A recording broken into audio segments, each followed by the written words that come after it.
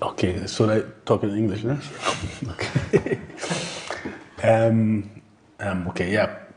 So first of all, yeah, thank you. Yeah, we're very pleased to be here. I think it will be a very, very interesting game. Surely we expect an intense game, as all the Austrian matches are, and everybody knows the coach who likes to press high and a little bit of Red Bull school.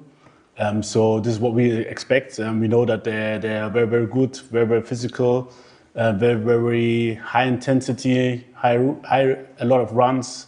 The profiles of the players are really, really high. They play in good clubs. But we also have good players, good footballers. Will be very, very interesting also for us after a long period to play in Europe against a European team. And I think for both teams it will be a very, very good test match. Okay, thank you. Before I pick your questions, Jordan, also share with us what the players are looking forward to ahead of tomorrow's game. We know tomorrow is going to be a tough game, very tough game, because Austria is a very good team. But obviously, it will be a good test because it's a high-profile game, and going into the World Cup, playing this type of games is only a positive thing for us. So, as players, we're really looking forward to it, and we'll see how it goes. We have the ambition to have a good result tomorrow. So, we're not coming here just for holidays or just to walk. We're coming here to work hard and to perform and to get a good result. It's not going to be easy, but we'll give ourselves the best chance to be successful tomorrow. Okay, colleagues, it's now time for your questions. I will pick questions for the coach first before we go to the captain. Yes, Monica. Hi, my name is Monica. You made the 26-man squad, and just a day or 2 days after, you had Inaki Williams and Brendan from Asasante pulling out because of 1 or 2 reasons. Does it take anything away from the team? Yeah, I mean, if somebody gets injured, it's always not a good situation. I think Iñaki had a good form, and Brendan actually came back from his injury, and before that he also scored a lot of goals. So yeah, I'm really, really sorry for them. It will be again a good possibility also for them to show themselves. But yeah, I'm very, very happy that the team seems to be in a good shape, and Ransford Jeboa Königsdorfer came to replace them, and yeah, I think we have to focus on what is ahead of us. There's no time, and there's no need to look behind who could be here. There are a lot of others who are injured also, and I hope that everybody will be ready at least before the World Cup. And now I still think we have a good squad to beat Austria. Okay, we take the next question. Yes, Frank. Okay, my name is Frank Ejam, Paper Media from Germany, Hamburg. My question is to Coach. Among the two teams or the two nations you are playing against, most Ghanaians are of the belief that Germany is tougher than Austria. So for that matter, at all costs you have to win against Austria, even if you are going to lose to Germany. Are you also sharing the same opinion that among the two nations, Austria is a bit easier for your team to win as against Germany? And the last time we played Austria way back 19 years ago, it ended 1-1 here in Austria. How ready is your team ahead of tomorrow's game? Thank you. Okay, the first question is, I think in now modern days football, to be honest, everyone can beat everyone. I'm very, very sure, and I think we saw it at the last World Cup that there's no team to be underrated, and surely Germany is a high profile, but to be honest, I'm not thinking about Germany now. So for us, it's the full focus on Austria. We want to win every match we play, this is for sure. And now the full focus is on Austria. We saw what they do, we analyzed them well, and yeah, I'm very, very hopeful that the players will do it at the end. It's about them. And the focus on Austria, we know what to do. we now have to execute, and yeah, like I said, it will be an intense game, and this is what we're looking up to. And after the match, we will think about Germany. Okay, next question. There is a hand at the back.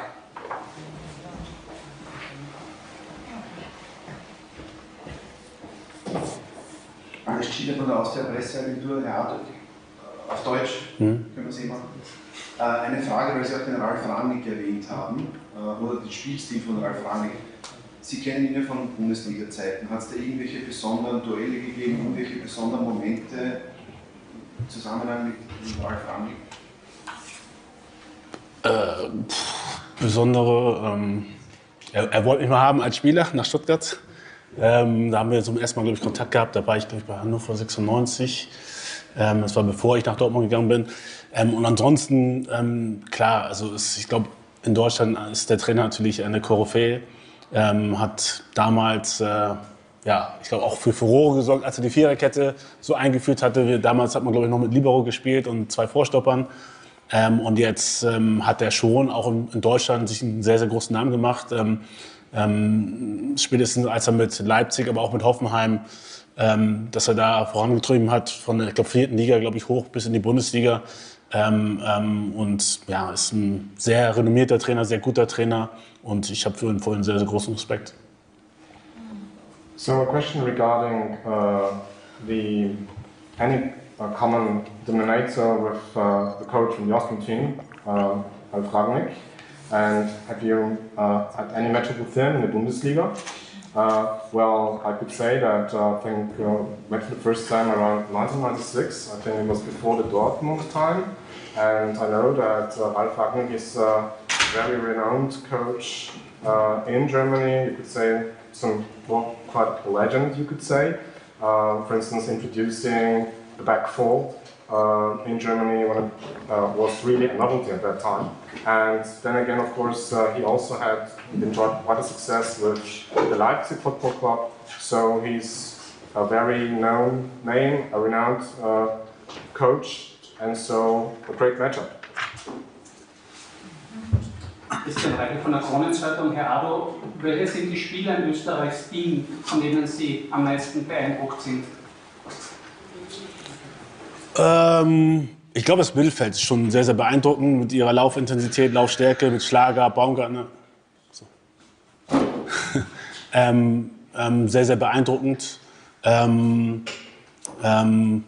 Klar muss ich auch sagen, dass ich großer Fan von seinem Spielstil, von David Alaba bin natürlich. Aber ich glaube, das Mittelfeld ist, glaube ich, so das Kernstück. Diese Laufintensität, dieses Pressing. Das machen sie schon sehr, sehr gut und da müssen wir wirklich aufpassen. So, question to the coach, which players do you consider to be, well, the most interesting one when it comes to the Austrian team? So, I think that the midfield as a whole is very impressive indeed. They run a lot, they play a very intensive game, lots of pressing, and I could name, for instance, players like Baumgartner or David Alaba, who I really like.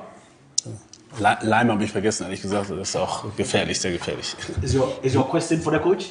Yes. Okay, that will be the last one for the coach. Then we go to the captain. Christian Albrecht, Kleine Zeitung. Herr Adolf, Ralf Rangnick meinte, er hätte die Testspielgegner bewusst so ausgewählt, zum Beispiel jetzt Ghana, um einen afrikanischen Gegner zu haben. Ist Ghana für Österreich ein vergleichbarer Gegner wie Algerien und bei der Weltmeisterschaft? Was wäre das? Wie Algerien? Ja. Puh, schwierig. Also ich glaube, insgesamt hat jedes Land und dann auch jeder Trainer seinen eigenen Stil. Deswegen ist es immer schwierig, ich sag mal, Taktiken auch zu vergleichen. Vom Spielertypen kann man sagen, vielleicht ja. Algerien hat natürlich auch sehr, sehr viel Erfahrung auf dem afrikanischen Kontinent. Auch wenn es Nordafrikaner sind, haben sie, glaube ich, schon auch das, was die Intensität angeht, was diese Resilienz angeht, sind sie ähnlich wie wir. Da kann man schon einen Vergleich hinzuziehen. Und ich glaube, das ist es, worauf Österreich sich vorbereiten will. Für uns ist es auf der anderen Seite auch ein gutes Matchup. Wir spielen gegen Kroatien, kann man auch nicht mit Österreich 1:1 vergleichen, weil Kroatien hat auch einen anderen Spielstil. Trotzdem ist es eine europäische Mannschaft, die ja sehr, sehr stark in den letzten Jahren auch gezeigt hat, gegen Widerstände sich immer wieder auch von der Mentalität her durchgesetzt hat und sehr, sehr viel erreicht hat für dieses, in Anführungsstrichen, kleine Land.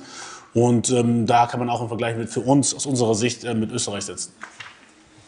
Question to the coach. So apparently Ralf Rangnick really selected friendly teams on purpose. So for instance, selecting Ghana comparable to former match or former championship playing against Nigeria.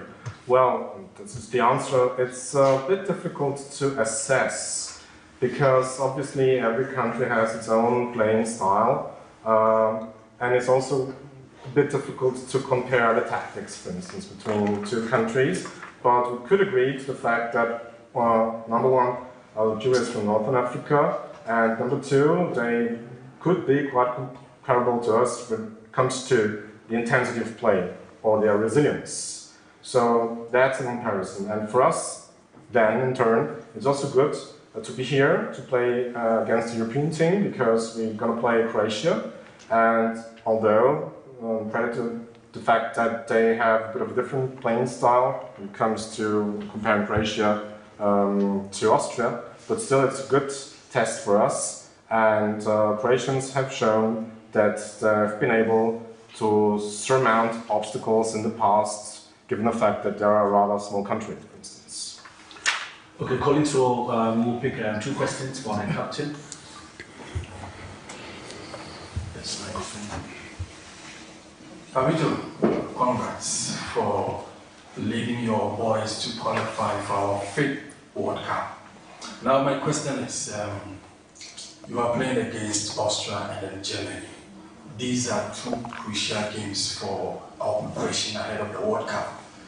Now, many a times when we are playing friendly matches, you see the senior boys pulling out, maybe through injuries, personal issues and stuff. But this one, with the exception of one or two players, almost all of you are here. How crucial is this two matches for you guys?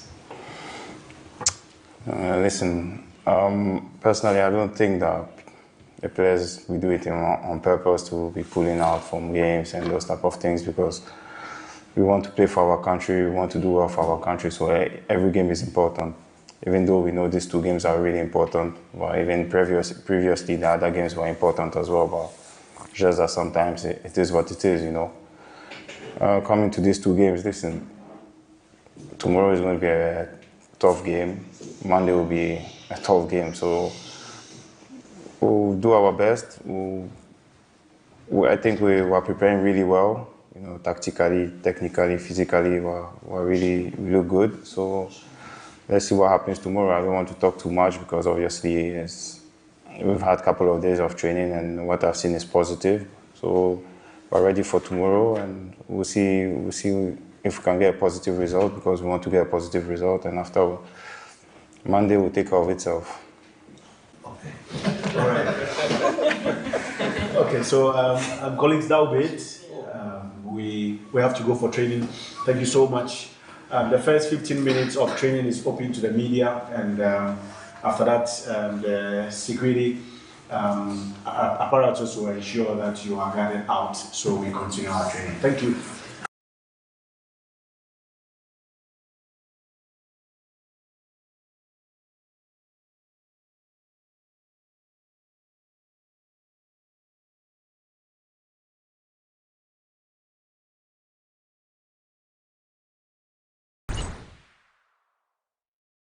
For years, Ghana's sports ministry has often been linked to a lion's den because of the public pressure and the constant media scrutiny. For many, they are advised not to take the position because of the troubles it comes with. But briefly, a year after taking over, it seems the Honorable Kofi Adams has a grip on the ministry. No noise, the job is being done quietly. And the sports fund has also been passed, which many believe will lay the foundation to the development of Ghana sports. My name is Joel Eshen. Welcome to Sports Check right here on GhanaWeb TV. Today, we sit with the Minister of Sports and Recreation and the Member of Parliament for the good people of Bohem constituency. Honorable, good afternoon and thanks for joining us on GhanaWeb TV. Good afternoon and thanks for the opportunity. Honorable, were you advised to stay away because often the tag is that this ministry is like a lion's den. Every day your name is being mentioned on radio, on TV, and on social media. Well, let me say thank you once again for this opportunity. Hardly do we get a chance to sit with such credible platforms to speak to them, and so it's good. Was I advised to stay away? Well, people raise concerns, but that should end it. The rest is for me to take note of and take the appropriate caution and in progressing as far as the sports, running the sports ministry is concerned. So concerns were raised. People spoke about it. Some even questioned whether I have any sports background to want to come and handle such a difficult space. But all this served as a guide. And that guide, the support I've enjoyed from His Excellency the President and colleagues have kept me going. But Honorable, it's been barely a year. You were sworn into office in more than a year. Yes, yeah, a year and a month. Yeah. What would you say has been the secret for you? Because you've been leading the sports ministry with some level of calmness. We don't hear a lot of noise, unlike the previous years. Well, you see, the president made the work a little bit easier for me when he indicated clearly he wanted publicity of many things that we do, including our finances. Yeah. Because mostly that is where the danger lays. Yeah. Where you are advised not to reveal this, not to reveal that, keep this quiet, because when you do, it will create problems. But that was what kept creating the problem. Yeah. So they say if you continue doing the same thing, same way, you won't get different results. You won't get different results. So if for the many years down the lane, what we have observed and continuing to look back, we have always seen one problem after the other. Then the solution is not continuing to do the same thing. The solution is doing something different. And what is that different is to bring transparency. Because transparency will build trust. So we've decided to open up everything. Let the people know what is going on. And through that, you will get some calmness in.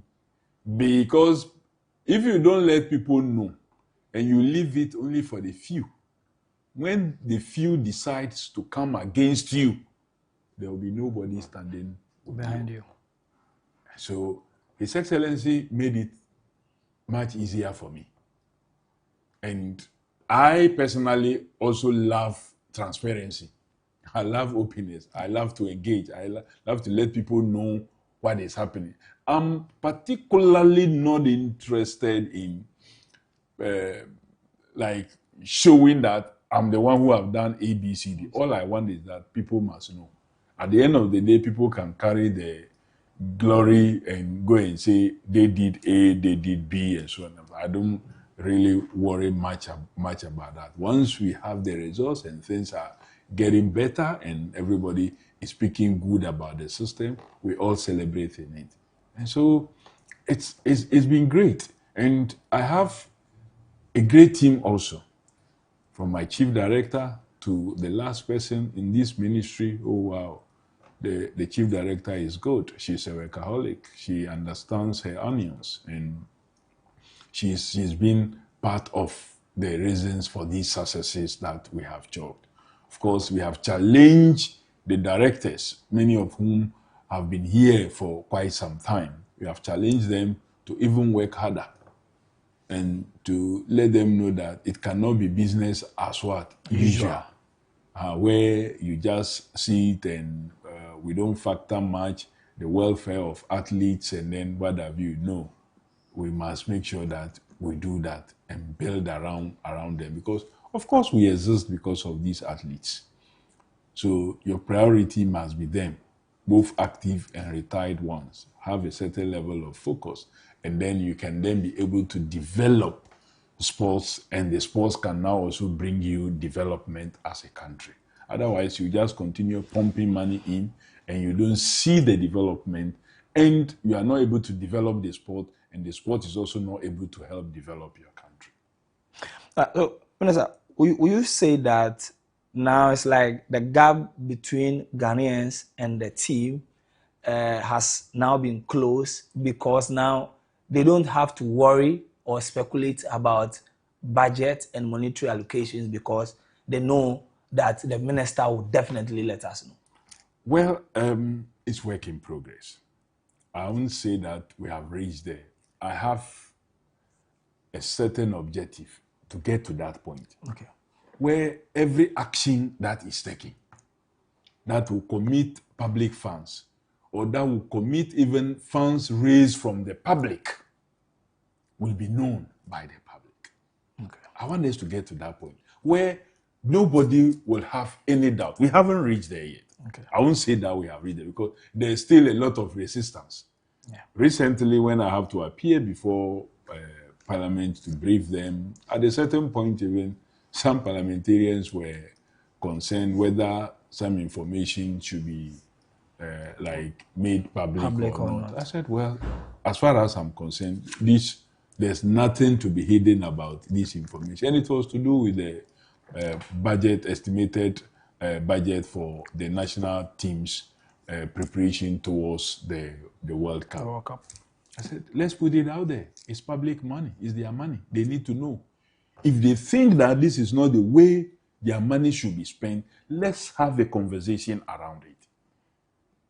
So that those who are going to be getting that money themselves will also know that this is the view of the people whose money is being put together. But where you make it just sound like it's between you, the ministry or the minister, and the playing body and the officials, it limits your capacity and it limits the understanding. And it creates a heated and an atmosphere that generates hate. But when you make it out there, and you are a player and you know that, the conversation by all is around this.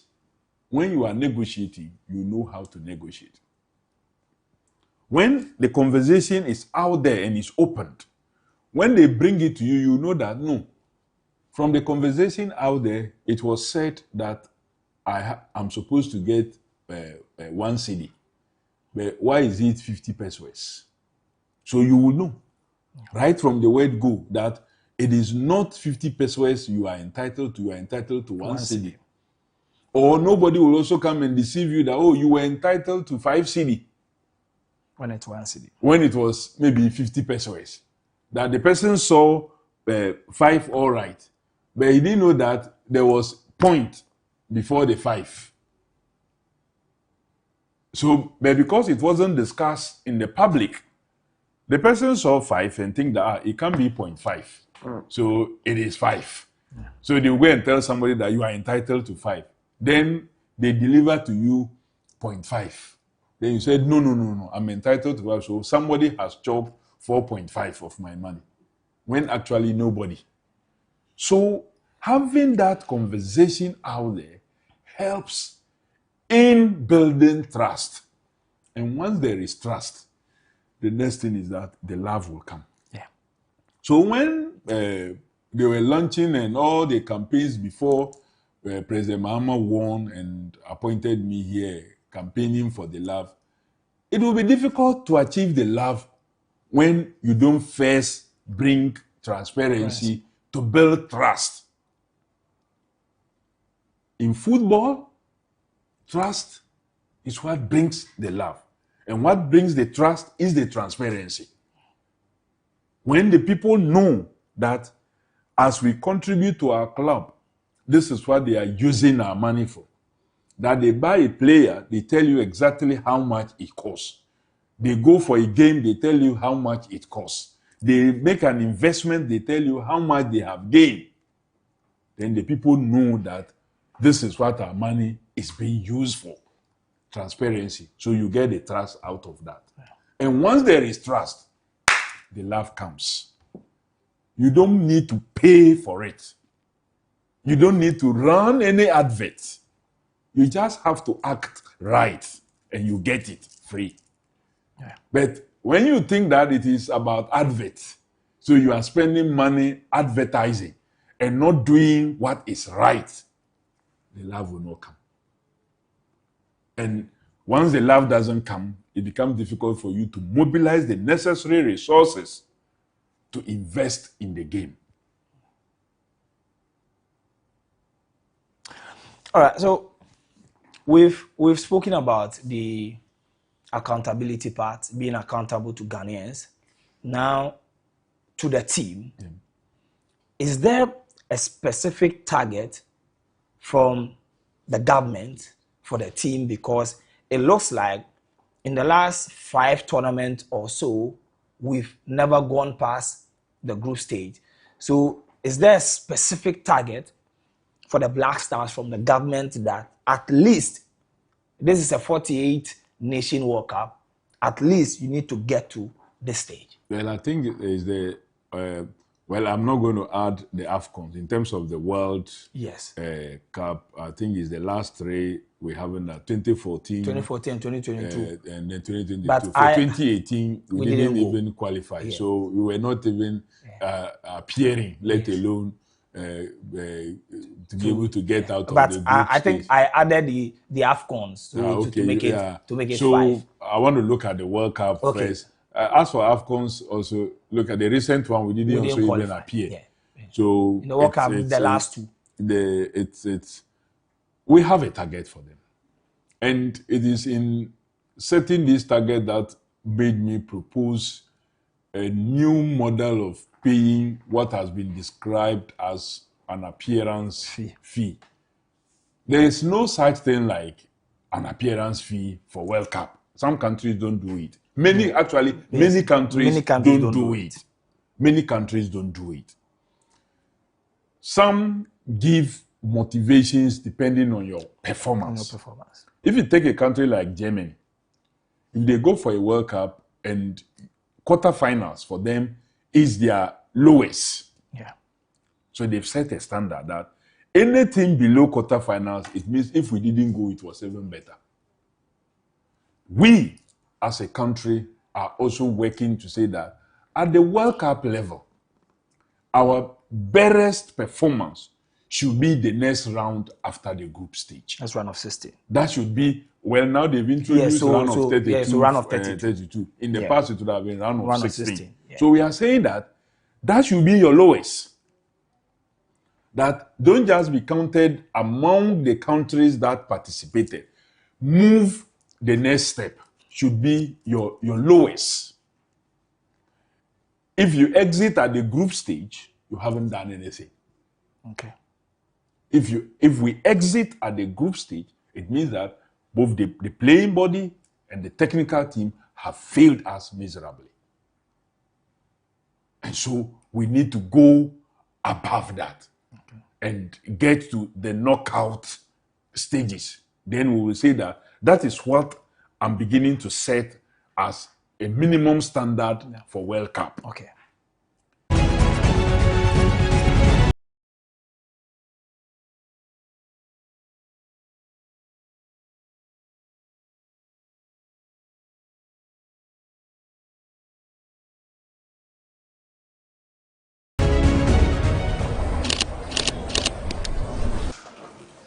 Good evening, colleagues. Welcome to the official pre-match press conference for tomorrow's game between Ghana and Austria.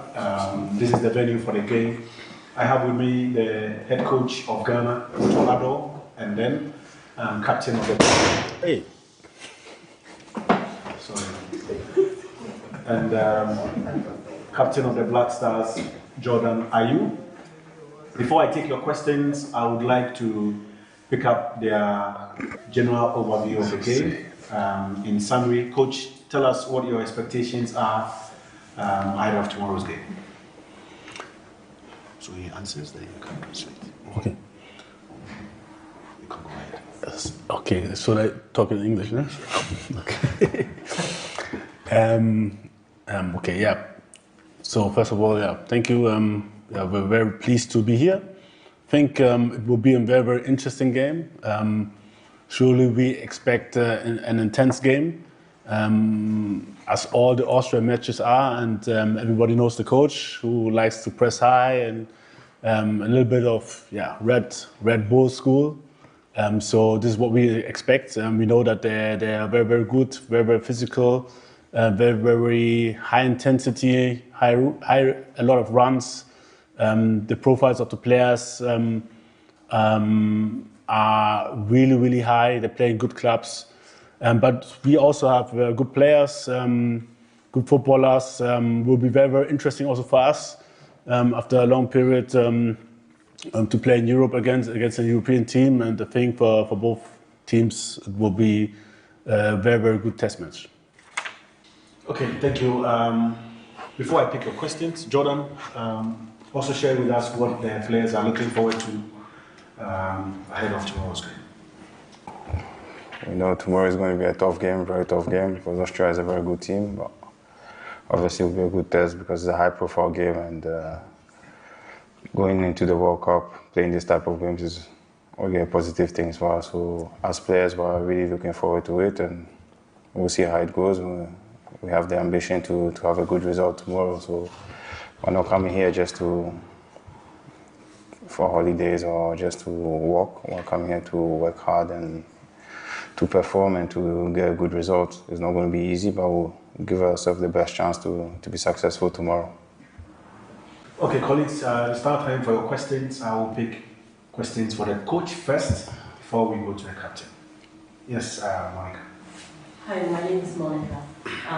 You made the 26-man squad, and just a day or 2 days after, you had Inaki Williams and Brendan from Asasante pulling out because of 1 or 2 reasons. Does it take anything away from the team? Yeah, I mean, if somebody gets injured, it's always not a good situation. I think Inaki had a good form, and Brendan actually came back from his injury, and before that he also scored a lot of goals. So yeah, I'm really, really sorry for them. It will be again a good possibility also for them to show themselves. Yeah, I'm very, very happy that the team seems to be in a good shape, and Ransford, Jeboa, Königsdorfer came to replace them, and yeah, I think we have to focus on what is ahead of us. There's no time, and there's no need to look behind who could be here. There are a lot of others who are injured also, and I hope that everybody will be ready at least before the World Cup. And now I still think we have a good squad to beat Austria. Okay, we take the next question. Yes, Frank.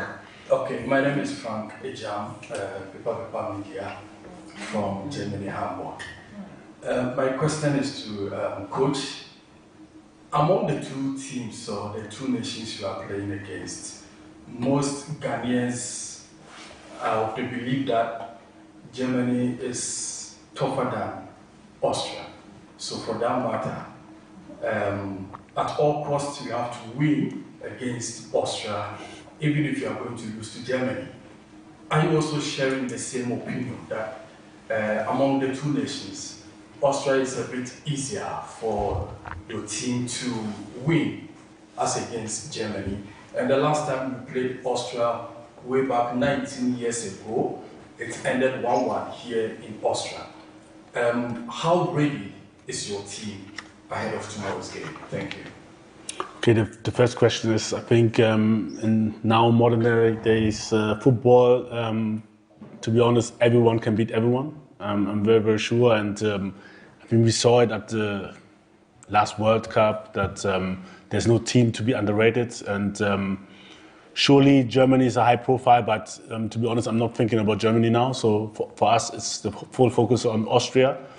We want to win every match we play, this is for sure. And now the full focus is on Austria. We saw what they do, we analyzed them well, and yeah, I'm very, very hopeful that the players will do it at the end. It's about them. And the focus on Austria, we know what to do. We now have to execute, and yeah, like I said, it will be an intense game, and this is what we're looking up to. And after the match, we will think about Germany. Okay, next question. There is a hand at the back.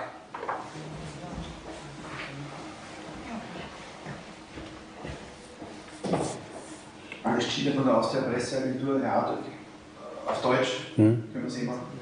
Eine Frage, weil Sie auch den Ralf Rangnick erwähnt haben, oder den Spielstil von Ralf Rangnick. Sie kennen ihn ja von Bundesliga-Zeiten. Hat es da irgendwelche besonderen Duelle gegeben, irgendwelche besonderen Momente im Zusammenhang mit Ralf Rangnick? Besondere, er wollte mich mal haben als Spieler nach Stuttgart. Da haben wir zum ersten Mal, glaube ich, Kontakt gehabt. Da war ich, glaube ich, bei Hannover 96. Das war bevor ich nach Dortmund gegangen bin. Und ansonsten, klar, also ich glaube, in Deutschland ist der Trainer natürlich eine Koryphäe. Hat damals, ja, ich glaube, auch für Furore gesorgt, als er die Viererkette so eingeführt hatte. Damals hat man, glaube ich, noch mit Libero gespielt und 2 Vorstoppern. Und jetzt hat er schon auch in Deutschland sich einen sehr, sehr großen Namen gemacht. Spätestens als er mit Leipzig, aber auch mit Hoffenheim, dass er da vorangetrieben hat, von der 4. Liga, glaube ich, hoch bis in die Bundesliga. Und ja, ist ein sehr renommierter Trainer, sehr guter Trainer. Und ich habe für ihn vorhin sehr, sehr großen Respekt.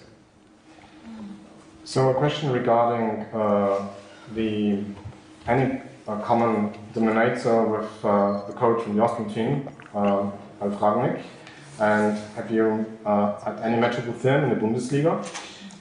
Well, I could say that I think met for the first time around 1996. I think it was before the Dortmund time, and I know that Ralf Rangnick is a very renowned coach in Germany. You could say quite a legend, you could say.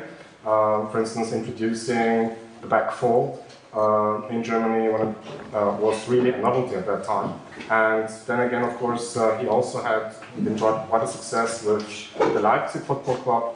So he's a very known name, a renowned coach, and so a great matchup. Christian Reichel von der Kronenzeitung. Herr Ado, welche sind die Spieler in Österreichs Team, von denen Sie am meisten beeindruckt sind? Ich glaube, das Mittelfeld ist schon sehr, sehr beeindruckend mit ihrer Laufintensität, Laufstärke, mit Schlager, Baumgartner. So. Sehr, sehr beeindruckend. Klar muss ich auch sagen, dass ich großer Fan von seinem Spielstil, von David Alaba bin natürlich. Aber ich glaube, das Mittelfeld ist, glaube ich, so das Kernstück. Diese Laufintensität, dieses Pressing. Das machen sie schon sehr, sehr gut und da müssen wir wirklich aufpassen. So, question to the coach, which players do you consider to be, well, the most interesting one when it comes to the Austrian team? So, I think that the midfield as a whole is very impressive indeed. They run a lot, they play a very intensive game, lots of pressing, and I could name, for instance, players like Baumgartner or David Alaba, who I really like. Leim habe ich vergessen, ehrlich gesagt. Das ist auch gefährlich, sehr gefährlich. Is your question for the coach? Yes. Okay, that will be the last one for the coach. Then we go to the... Christian Albrecht, kleine Zeitung. Ralf Rangnick meinte, er hätte die Testspielgegner bewusst so ausgewählt, zum Beispiel jetzt Ghana, um einen afrikanischen Gegner zu haben. Ist Ghana für Österreich ein vergleichbarer Gegner wie Algerien und bei der Weltmeisterschaft? Was Ihre Sicht? Wie Algerien? Ja. Puh, schwierig. Also ich glaube, insgesamt hat jedes Land und dann auch jeder Trainer seinen eigenen Stil. Deswegen ist es immer schwierig, ich sag mal, Taktiken auch zu vergleichen. Vom Spielertypen kann man sagen, vielleicht ja. Algerien hat natürlich auch sehr, sehr viel Erfahrung auf dem afrikanischen Kontinent. Auch wenn es Nordafrikaner sind, haben sie, glaube ich, schon auch das, was die Intensität angeht, was diese Resilienz angeht, sind sie ähnlich wie wir. Da kann man schon einen Vergleich hinzuziehen. Und ich glaube, das ist es, worauf Österreich sich vorbereiten will. Für uns ist es auf der anderen Seite auch ein gutes Matchup. Wir spielen gegen Kroatien, kann man auch nicht mit Österreich 1:1 vergleichen, weil Kroatien hat auch einen anderen Spielstil. Trotzdem ist es eine europäische Mannschaft, die ja sehr, sehr stark in den letzten Jahren auch gezeigt hat, gegen Widerstände sich immer wieder, auch von der Mentalität her, durchgesetzt hat und sehr, sehr viel erreicht hat für dieses, in Anführungsstrichen, kleine Land.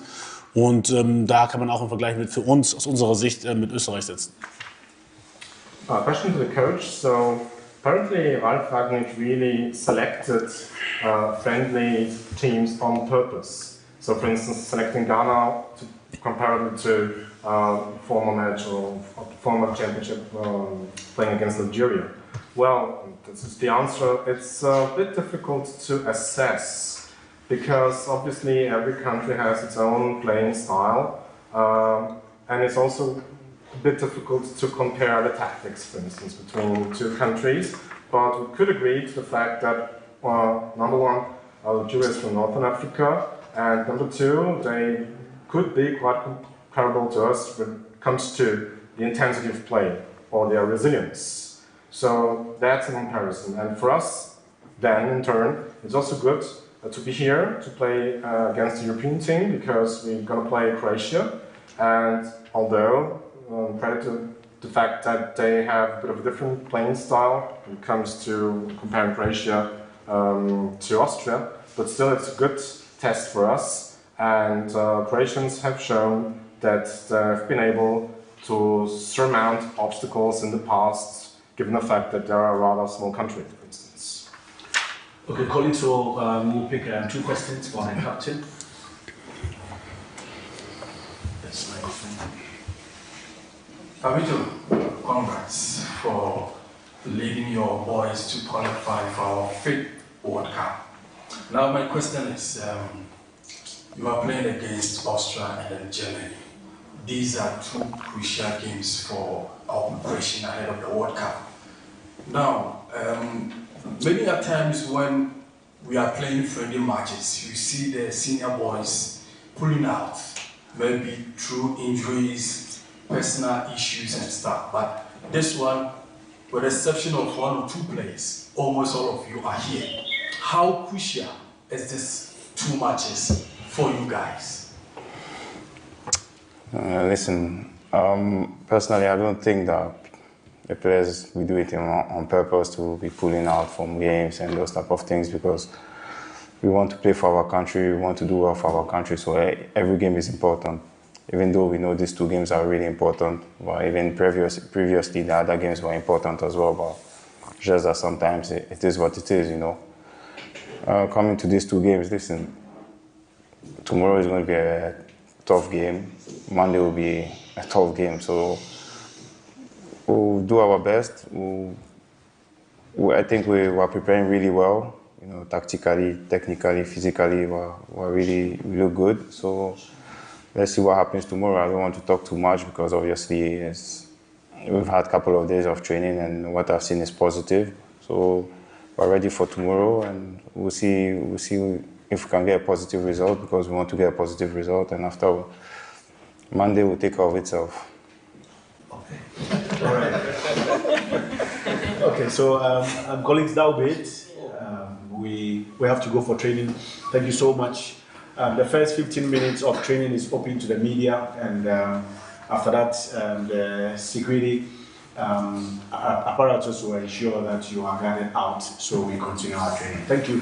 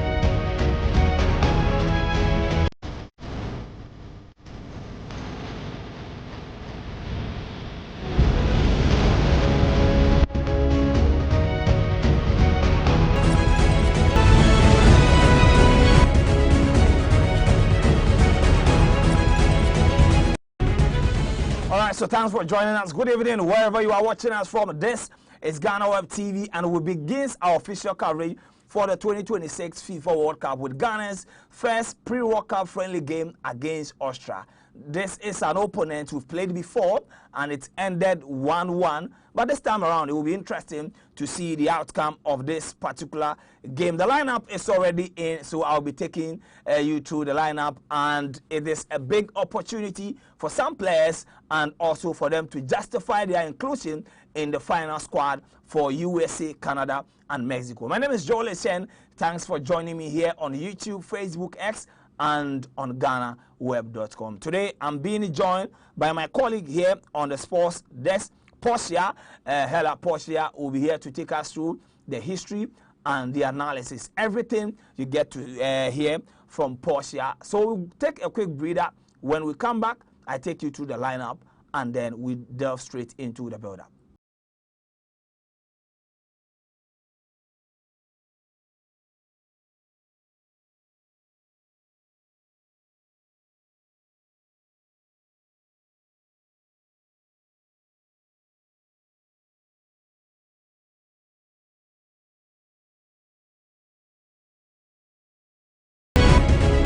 Welcome back from that quick break. This is GhanaWeb's coverage of the 2026 FIFA World Cup. Black Stars of Ghana playing against Austria's national team. They've been in a very good form, and it will be interesting to see how the Ghanaian side will be faring against this particular opponent. So the first time we played against Austria, it was 1-1 at the same venue that Ghana will be playing today. Let me introduce Portia, and then I take you through the lineup. Portia, good evening and thanks for joining me here. Good evening. Thanks for having me too. Yeah, how do you see the game? We have less than 15 minutes for us to start. Okay, so actually Ghana and Austria had met before, and it was 1-1, as you said. And the lineup, so I think we have hope in the lineup, both on the Austria side and Ghana side. And I think we have upper hand over Austria at this point. And in the last 5 matches Ghana had played, Ghana had, I think, 3 wins and 2 lost without any draw. And with Australia, they had Austria had 3 wins, 1 draw, and 1 lost. So I think with our men we have now, we have upper hand against Austria. All right, you can also drop your comment on the live feed, and I will be reading them for you. And let me read a few comments. Most Ghanaians are predicting a 3-0-2-0 win for Ghana. Eric Awuko, will you show the game? Yes, we're going to show this particular game. Now, let me take you through the lineup if I can have it on the screen. So, goalkeeper Lawrence Atizigi, yes, it's been to be in the post for the Black Stars. So Lawrence Atizigi will be in post for Ghana. We are going with the back 3. Derek Atacon plays for Union Berlin. Derek Atacon is in there. Jonah Adjete is also there. Alexander Jiku and Alexander Jiku. So these are going to be our back 4. And there is also Prince Edu Kwabena, formerly of Bechem United. Kwesi Sibo, Thomas Partey, Jordan Ayew, Abdul Fattah Isahaku, and the man who just won the Carabao Cup for Manchester City, Antoine Semenyo. Portia, this is Ghana's lineup. Yeah. So actually, Ghana's lineup, I'm in love with it. So it's a 3-4-1-2, right, formation. And I think we have our 3 key players in it. That's Semenyo, Jordan Ayew, we have Thomas Partey, and I think with this, we have a upper hand over Austria, as our coach said during his pre-match interview yesterday. So I think we are good to go. All right, we are good to go. Let me take you back to the screen, and we take you through the lineup of Austria. Yes, goalkeeper Shaga. Yes, goalkeeper Alexander Shaga is in there, and their back 4. You have Stefan Posch, Kelvin Danso. There is also Fred Marco wearing the jersey number 23, 16, playing as a left back. It is Philip Nweni, left back. In midfield, we have Nicholas Seward, and Florent Great. And attack, there is also the man wearing jersey number 18, Romano Schmidt, Michel Sabitzer plays for Borussia Dortmund. Michel Sabitzer plays for Borussia Dortmund. So that is Michel Sabitzer. The players are already on the pitch, and very soon we will see what will be going on. We have to transition to the stadium. Currently, Michel Sabitzer is the one going to captain the Austrian national team. So if we're ready, we can do the switch. And this looks like a 4-2-3-1 Ado Sola. I completely agree with you. This is a 4-2-3-1 formation. So it is looking like a similar one. And I want your prediction. Yes, kindly give me your predictions, and then we take it from there. But Portia, what will be your prediction for today? So I have hope Ghana would give us maybe a 3-1. Yeah. Do you have any scorers in mind? Of course, I have Semenyo and Thomas Partey. Antoine Semenyo and Partey are going to score. Okay. No, not bad. But let me get your predictions too. Who wins this particular game? Yes, let me get your predictions too. Who wins this particular game? The Black Stars are in their yellow jersey, Austria in white. It looks like a fully packed stadium, fully packed stadium, and it will be interesting. Please, we will take live stream. Yes, we will take the live stream when they are ready. They will switch for us, and the game will be starting any moment from now. So if I get a signal, and then we go back. This Austrian team, I think that they've been pretty good in terms of competitions. In the last 10 games that they've played, they've lost only 2.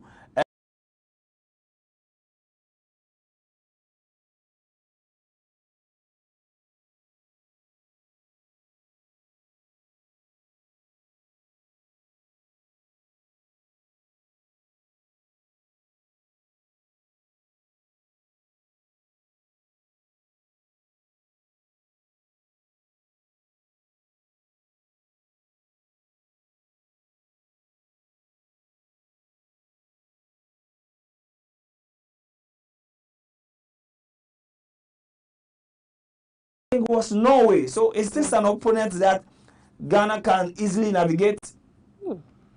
We still have hope. I think with our new men on board, I think we have hope.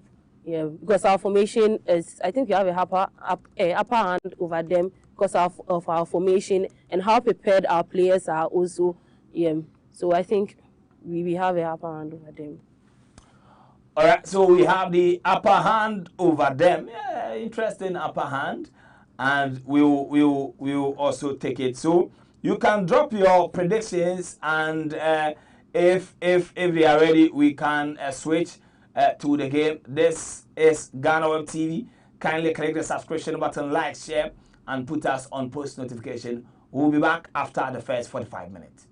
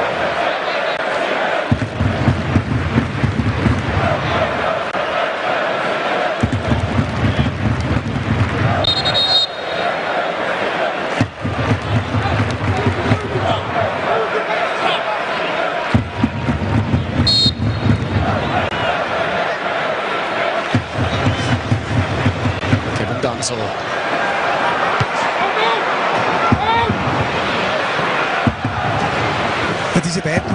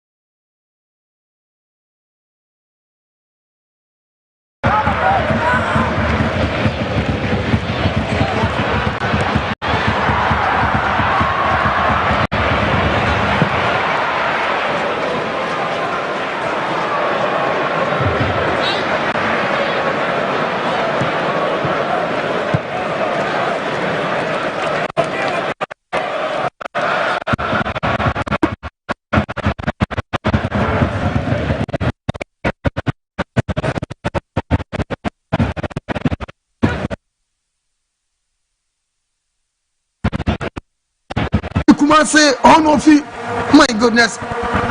Me papa ya santini, ni mami su ya santini. Oh ya santini but pure. Nanso there be on your Australia. Pony crack. Aya Austria for bet match first Ghana Brenton not there be Ghana Brenton diare Derrick on with them what Chubago kama or the one that told them Brenton diare Aya Kwazibo. Kwese Pajabano Fatao Saku Fatao Nekono Fatao Bekosana a chance for Ghana or Pajabano not to there be a goal kicker in Austria. My goodness, Genia.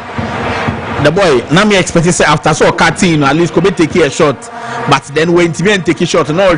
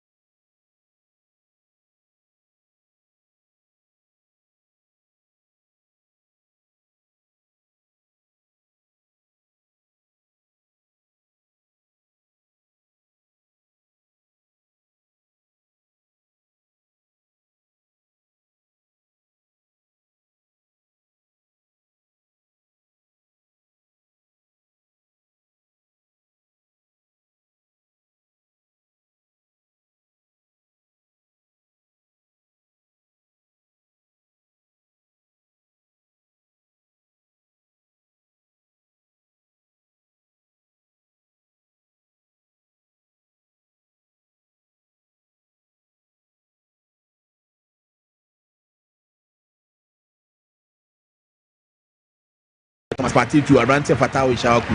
Yeah, build it, yeah, process it. The embassy bit to be your first go. I can't see anymore. Yeah, build it, process it. Yeah, but it's when your first go. Oh my goodness. I am Max 89.7 FM Commands Mona. I am 104.3 Ghana's finest ever commentator. I want to temper to the room.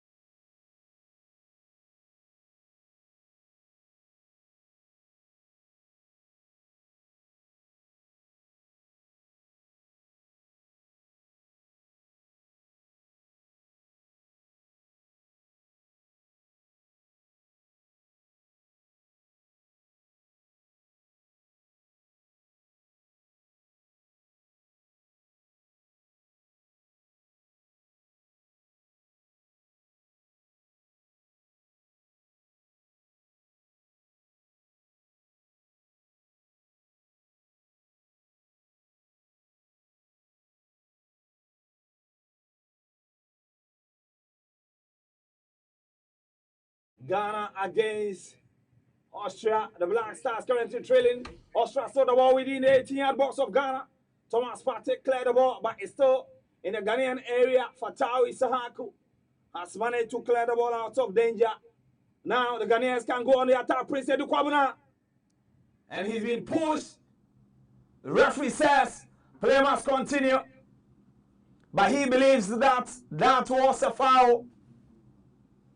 He believes that should have been a foul.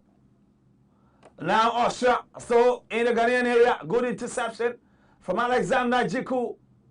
They pin the Ghanaians in their own goal area. Can they get something out? Ghana and Austria. The Austrians still, they're whipping the ball. And this will be easy for goalkeeper Lawrence Atizigi. Let me bring you in. Lawrence Corby Asante, Ghana. Trailing Austria by Elongo via the penalty spot.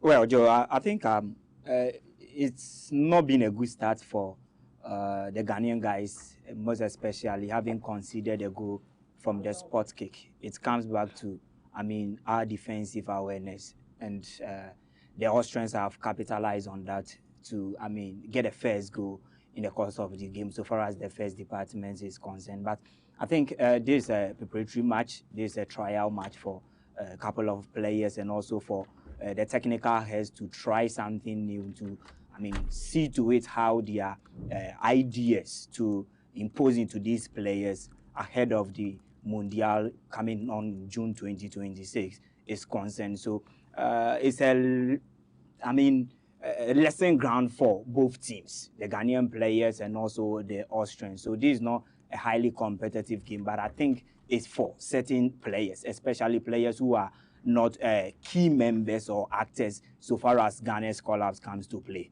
The likes of Derek Atakon, seeing his first start in the shirt of the Black Stars. He has to deliver and prove a point. We saw Ajete in the Karen Cup against South Korea and also Japan. So we've seen him and we know what he has up his sleeves when it comes to the Black Stars. So these are some of the players, but also his partnership with Alexander Jiku. Currently, Mohamed Suli is out, and we need a solid central defender who will help Jiku cement that heart of defense. So, a lot is at stake so far as this game is concerned. And after this, there is another crunch encounter against Germany. So there is more room to learn a lot from these two international friendlies ahead of us. All right, let me bring you Portia after 60 minutes, Ghana, and trailing by a long goal against Austria. Oh, our prediction might not come to pass. Now you're scared, because in the 16th minute and we are getting a goal against Ghana. It's serious, but let's hope. All right, so the Ghanaians give the ball away now. Austria, they pass their way out of trouble. Mr. Sabitza is being pressed by Semenyo. Kelvin Danso will go to his left. Austria controlling the tempo of the game. Head coach Ralf Ragnick mentioned that it will be very important for them to control the game. And Antoine Semenyo attempted to clear a ball, but ends up giving a corner kick. Michel Sabitza converted the penalty for the Austrians. Skimmit won the corner kick for the Austrians, fully packed stadium. Now Michel Sabitza will handle the corner kick again. Goalkeeper Lawrence Atizigi, he needs this game to go in his favor if he has any chance. Sabitza whipping the ball, but the Austrians, Grigori, couldn't connect to the ball and ends up giving a goal kick. Lawrence Atizigi, goalkeeper for the Black Stars, hasn't been in post for Ghana in over a year. Yeah, I think currently he is okay even with the challenge that he's seen, because Benjamin Asare hasn't been bad ever since he was given the opportunity to man the post for the senior national team. So if you are a player and you're seeing a colleague showcasing what Benjamin Asare has been giving to the Black Stars, you wouldn't, panic. You only work hard.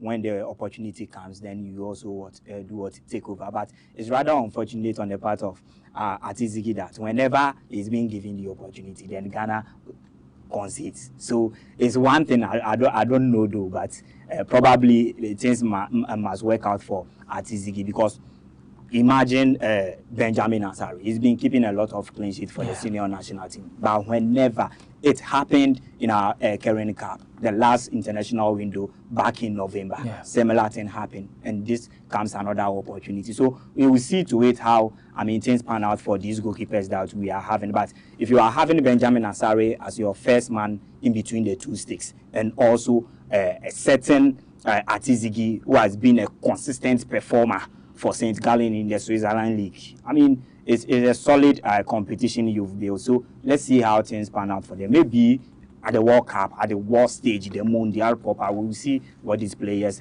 comes with it. All right, so Ulas Enterprise, generator set, water pump, drilling machine, compactors, wheelbarrows. There is only one place for you, and that is Ulas Enterprise.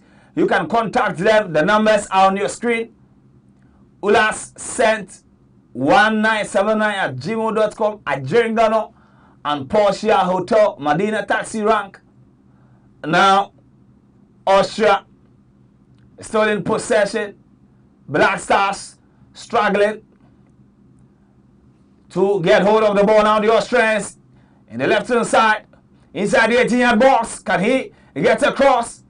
Bakwesi Sibo was there to intercept and clear the ball, but it goes straight to Kelvin Danso. Jordan Ayew was able to hold on to possession. He won a foul to reduce the pressure on his team. Captain, it looks like today Jordan is playing as a central attacking midfielder. Yeah, currently, you look at the squad, we barely have a creative attacking midfielder in the team. But Jordan Ayew can give you all this. He can play any position on the field of play, exception of defense. But from the midfield, the central midfielders, 8, 10, 9, 11, 7, he can operate in any of these positions. And we've seen him being the main man up front, spearheading the center forward role and banging in goals for us.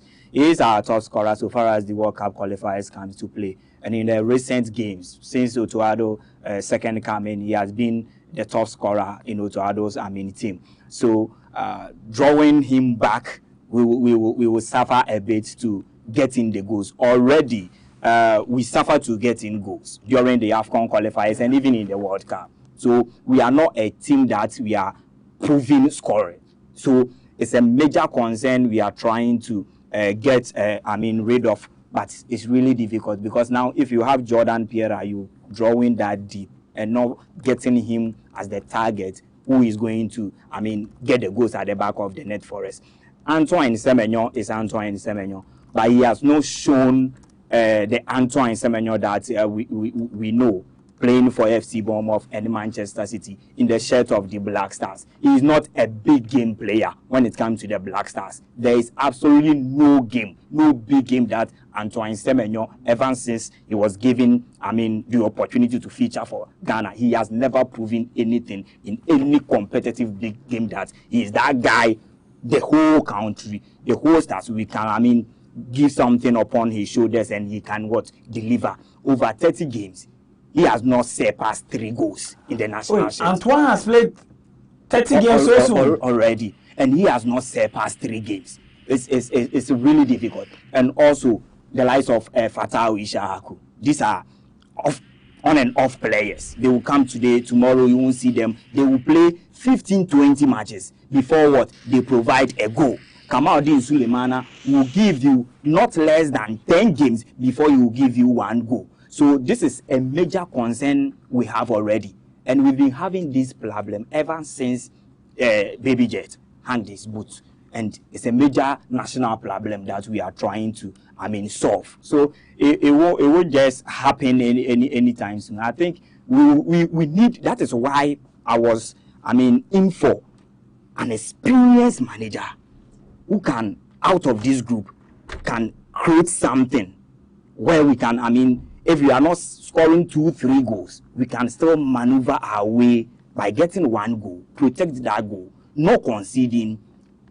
The game should travel to an extra time. You have penalty to decide. But upon what we've witnessed under Otuado countless times, there is absolutely nothing we can boast of. Because the game, if you are not scoring, we will be conceding goals. So it's a major national problem. But let's see to it how things pan out. This is a preparatory match, and we cannot, be on top of them that much. But after the game, we can all draw conclusions as to what is ahead of us coming June 2026. All right, now the Ghanaians attacking down the right-hand side. Fatawi Saku to Kwesi Sibo sends the ball back to Thomas Partey. Derek Atakon, another player. Ghanaians are really, really watching if he will be the man to give the needed competition to Gideon Mensah, because Ghanaians believe that he's been too comfortable. Now back to Derek Korn, plays for Union Berlin in the German Bundesliga. He's managed to win an attacking throw-in for the Ghanaians. Derek Korn made his debut in the Korean Cup against South Korea. But can he give the needed pressure? Well intercepted for Derek Korn. The resulting challenge from Alexander Jiku. The resulting challenge from Alexander Jiku has been flagged, and it's going to be an attacking free kick for Ghana. Otuado is not happy with the decision of the referee. But guess what? There is absolutely nothing you can do once that whistle goes and there is no VAR. VAR don't even check tackles unless it's a red card. 25 minutes of action. Portia, Ghana 0, Austria 1. I think Ghanaians are even losing hope. Some are even changing their predictions in the comment section. And I think let's still hope on it. Yeah, actually, even though we are saying we've never had any positive outcome under the management of Otuado, I think with the new... No, but he qualified us for a World Cup, so it's a positive outcome.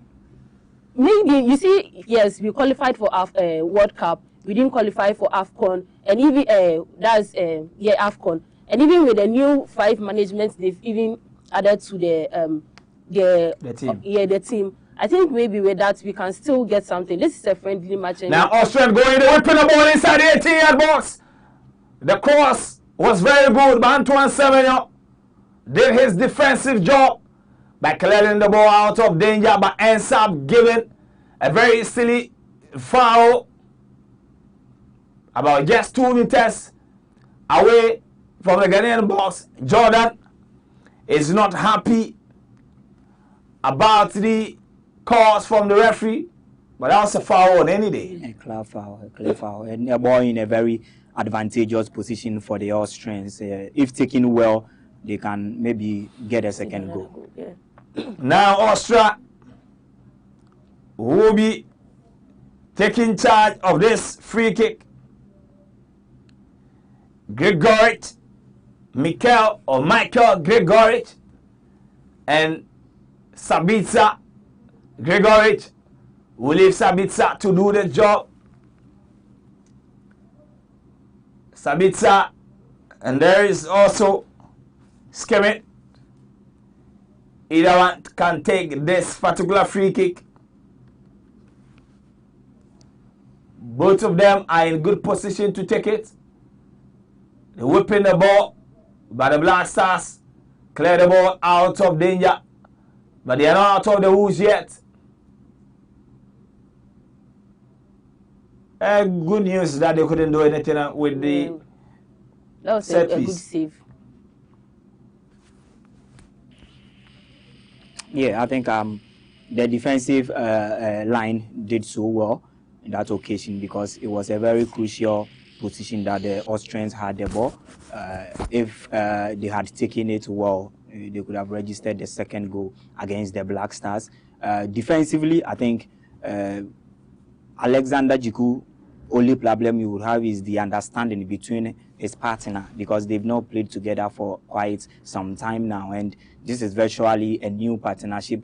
I mean, the technical heads are trying to create because there is no Mohamed Salisu who has seen more minutes between him and Alexander Chiku. So that understanding, that telepathic understanding, and also the cohesion was there. So he is now trying to cope with Ajete, and we don't know and we can't tell whether the coach will stick to Ajete and Jiku's partnership or the Cyprus guy, Lucasen. Is one as it stands now, it's clear that it's going to be Ajete. Ajete has the position. Yeah. Because the last international break, all the 2 games he played, and he was one of the brightest spots in all the games that we played. And today he's seen another opportunity again, meaning they've seen something positive in him, and he's not been bad at all donning the shirt. And also, maybe the only thing is to create that cohesiveness between him and Alexander Jiku. That understanding is very, very key. Central defenders, the 2 players in the central part of the defense, the understanding is so key. And even for a goalkeeper to, have his piece in between the 2 sticks, his center backs, he needs them to come to the party. So I think we will see more. We will see more because post these friendly matches, there is another week. I think I'm hearing Wales and other countries, so Mexico in June we'll play against Wales and Mexico. Yeah, all because of what we couldn't make it to the AFCON. Yeah. If we had, qualified for the AFCON, the competition proper and the competitiveness of the AFCON would have given the technical team a better, things to look through the team. But we will just be okay with the friendly matches. Friendly matches, you will lack that competitiveness from even your opponent. If you are to go in with your arsenals and all the plans, your opponent wouldn't give you that competitiveness. So you might even win games, but at the end of the day, when you get to the competitive nature, you just flatter to deceive your audience. So let's see how things pan out. But we are only hopeful that things will get better as soon as possible. Jordan will pin the corner kick. The Black Stars! What a shot from Antoine Semenyo. But the Ghanaian boys believe that there was a foul or handball in the 18-yard box. The replay will give us a better picture. It still doesn't give us a clear view. But there was some rebound from Antoine Semenyo. A very good one. He executed it so well, but only that the power behind the ball was too heavy, and also the direction. He couldn't have that on target. He's currently one of the big guys in the team because of where he plays. Yes. Playing for Manchester City. And even his performance. And the performance he's been putting across from last season, not only the 2025-2026. He started from... Then Ghana dispossessed. Kwesi Simon needs to be very careful. He nearly cost Ghana another goal. He needs to think on his feet. He was slow, but the defense were able to clear the ball.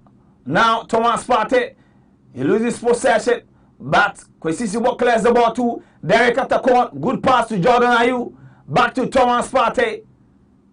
Partey to Kwesi Simon. Isahaku will try and handle this one, but Caleb Ritchie and Fatawi Isahaku, they couldn't communicate better to make something out of this particular opportunity. 32 minutes of action. Ghana have not created any decent chance in the game. Massive possession to the Austrians. Head coach Ralf Rangnick, Kelvin Danso surging forward. Kelvin Danso back to Kelvin Danso again. Mr. Sabitza deep in midfield. Ghanaians not really pressing the Austrians, who are having a bit of field day in dominating the game. Austria back to their defensive line of Marco Freid. Marco Freid to skim it. Skim it to Kelvin Danso. And good interception for Antoine Semenyo. Looking for Kwabena Edu. What a block! This is the second time. What a block! Kwabena Edu against Garrett. Hello, he didn't get a ball, did he? Yeah, I think I like Kwame Edu's stamina, his composure, and also his energy level. His hold-up play is so fantastic, and he nearly gave us an SQ of what Baby Jetta Samuel Jan scored against South Africa. Even this morning, I was watching the same video. Chase the ball, and you run with the ball, and you go for a par. So he's giving us a gist of some attack center forward instincts, but a level it's how you will be also try to use his intelligence past other central defenders. We are playing against Austria. They are a well-coached side. Yeah. They are one of the few teams, when you watch them play, you could clearly see the handiwork of the man in the dugout. In fact, they are a well-coached side. That is why we are seeing them like this. They are not having any extra players who are playing whatever and big teams. No, these are average players playing for average middle table teams in the German Bundesliga. 99% of their players are applying their trade in the Bundesliga, but they are seeing minutes week in, week out. And they also have in their hand the man who developed talent, nature talent, Ralf Rangnick. He's seen it all. He's giving his part to the German national team, Bayern Munich, at a point Manchester United, Hoffenheim, and the like. So he's a developer, and he knows how to put together average materials to play as a team. That is why during their qualification, they were just on blistering form, performing, scoring. They scored 24 goals and conceded 4. You can just imagine. So they are a very good side, a well-coached side. A well-coached side. That is Austria for you. Kelvin Danso. Even the names will tell you about the Ghanaian route. I think there was an attempt on him. And when we are done, I'll take you guys to Just Chinese. Just Chinese. Just go there. Very affordable. Discount is also applied. For starters, you can get 2 parts, samosa, special wings, pork ribs, spring rolls. For carbs, 2 parts, you can get a combination of fried rice, special jollof, special noodles. Sauces, 1 part, you can get beef sauce, chicken sauce, pork, lamb. And also when it comes to soup, 1 pack, you can get pork, prawn dumpling, chicken sweet corn. Maybe chicken sweet corn, we'll have to go and then check some. But I think that Prince Kwabena Edu is having a good game, but he needs to start converting those half chances coming his way. So good. He needs to start converting those chances. And look, he is playing the Arrowhead. And I think that if it was not an offside, this is a clear red card incident for Kelvin Danso. Yeah, I like how Prince Edu is, battling it all out with the central defenders of the Austrians. I like how he's struggling with them and trying to surpass them. Only that he left with that intelligence that he will use to sometimes steal them off and get the ball at the back of the net, or probably even wins a crucial incident in the half of the Austrians. Crucial incident approaching the 40th minute mark. Derek Atacon, Union Berlin, Otuado has already spoken about his chances of making the final squad for the World Cup. He said he has a lot to do, and he's a player that the expectations are really high for him, because many believes that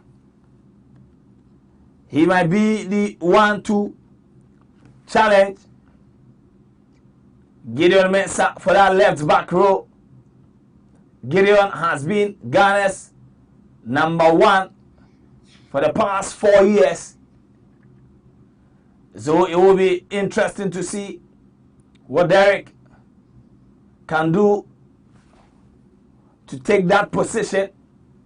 Of course, it doesn't come easy. But the Australians, they're whipping another ball. But the defenders were able to clear it.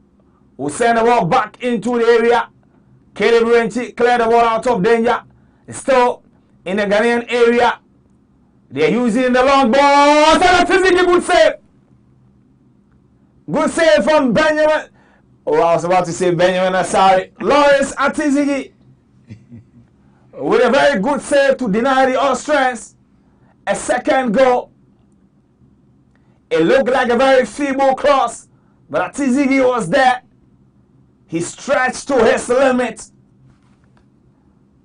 to clear that ball and to make sure, look at that stretch. Wow. Brilliant save by our standard for Lawrence Atizigi. Yeah, I think he showed why he's been the first choice man for the Switzerland side, St. Gallen. And movements, I mean, years back, he was also manning the post for the senior national team before Benjamin Ansari's introduction. So he's got that experience in terms of goalkeeping, and this is one to show what he has up his sleeves for the national team. Crucial moment, you make sure you aid your national team out, and he's bailed us out for not conceding the second goal. It was just a very good delivery inside a 16-yard box, and with a powerful header and equally a powerful punch to have prevented that situation. So it's a good save from Atizigi. What's your Atizigi save? So Atizigi, he has failed us in the last World Cup before, and I'm praying he doesn't do same he did previously. I'm praying he puts a better performance here. Even though this is a friendly match, I think he should prove us wrong here. We that don't believe in him, I think he should prove us wrong here, so that at least we can make him our first choice in the main World Cup. Even though we have Benjamin Asari in mind to replace him, because what he's doing there, I don't think I'm okay with it. Another corner kick for the Austrians. Savitsa is the one handling, whipping the ball to the far end. Calvin Danso was able to get to the ball, but the referee has whistled for an infringement. Quick one. Caleb Renchi down the right-hand side for Tawi Saku. Called for the ball. He's been surrounded. Good pass. And I don't know, Kwesi Sibo's instinct is always to go back.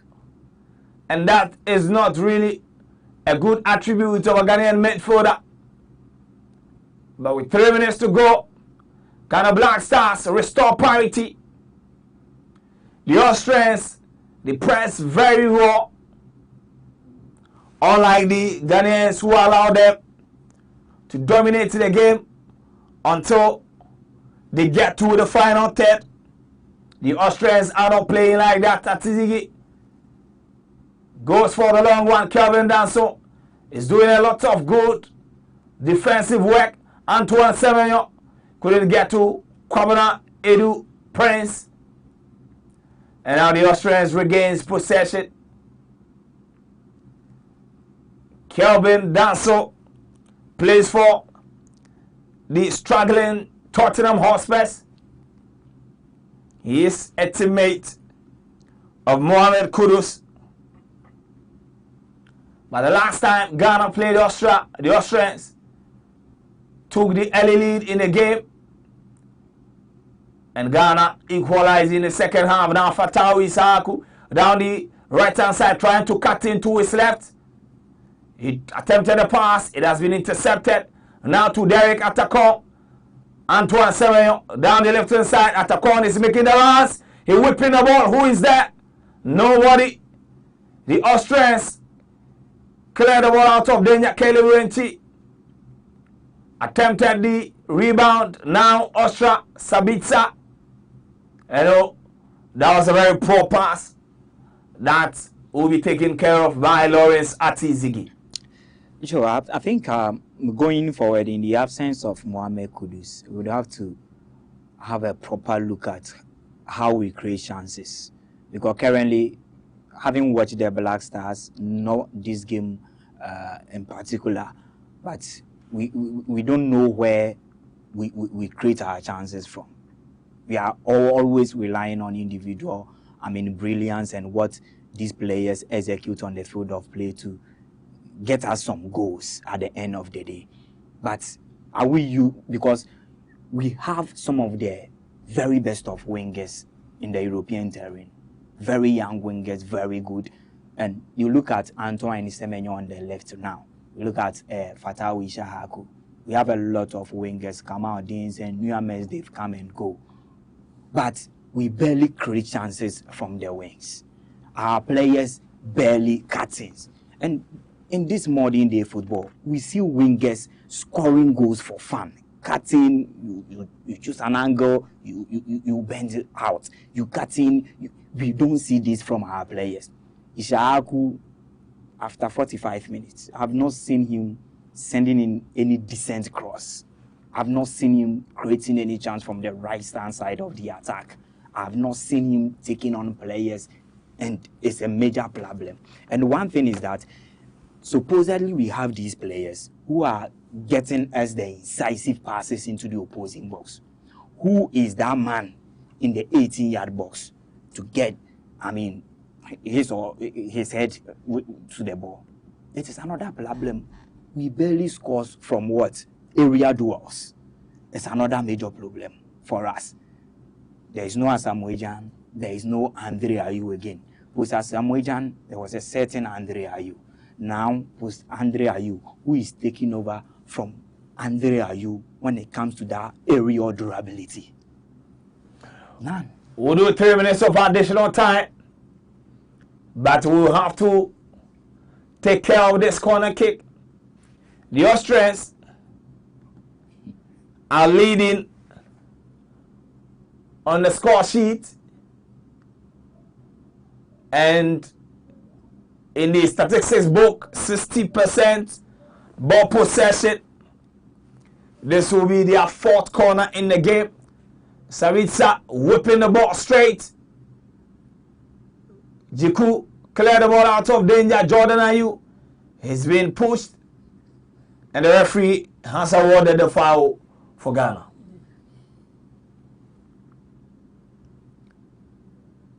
(1-0) in favor of the home team. And per all indications, it doesn't look like we're going to get a goal again in this half. You're rightly so. This first half is almost over. It's over. We left with some seconds to end the first department of the game. Maybe in the second half, there are a lot of players as well on the bench. Changes will be made. The opposing team will make changes, which I believe, looking at the players, Reineck started and those on the bench, should he decide to get rid of a lot of these senior players, we will have advantage in the second half to also find the back of the net or showcase something. But if not that, it's going to be really difficult for us because we barely play some of the match and they've been dominating play. They are dictating the pace of the game. They are not allowing us to even settle down to swing 2-3 passes together. Their high pressing game is making us uncomfortable on the field of play. So maybe in the second half, we will know what the technical team going into the dressing room, the kind of thought they will be giving to the players and the kind of changes they will effect going into the second half. All right, so Thomas Partey has been booked for his foul on the Austrian player wearing the 19 jersey.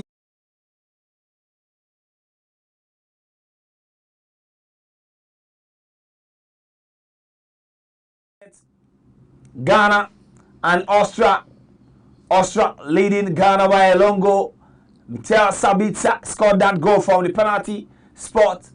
This is GhanaWeb TV. Kindly click the subscription button beneath the video. Click the subscription button beneath the video. Like, share, and we'll be back for the second 45 minutes. But let me talk to you about Ulas Enterprise.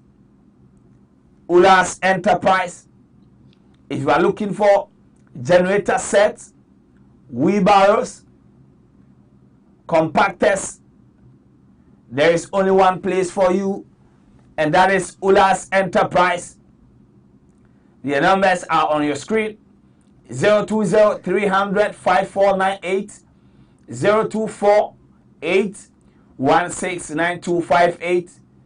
They are at Medina Taxi Rank, Nigerian Ghana and Porsche Hotel, also American House. And let's get to the next one. But Ulas Enterprise, just Chinese. Yes, just Chinese. Yeah. Just get one and then give it to the baby girl. Discounts applied. 559 Ghana cedis. And these are the packages on your screen: starters, cups, sauces, soup. You get everything. You know, special wings, pork ribs, spring roll, samosa. Just contact Just Chinese. And there is also Vienna mineral water. Just drink Vienna mineral water, the best in the market currently, and that is Vienna mineral water, and that is what you are seeing on your screen right now. Vienna mineral water. And also click the subscription button, like, share. We'll go for a quick break, and when we come back, I will read some messages for you, and then we'll take other reactions. We'll be back right here on this channel.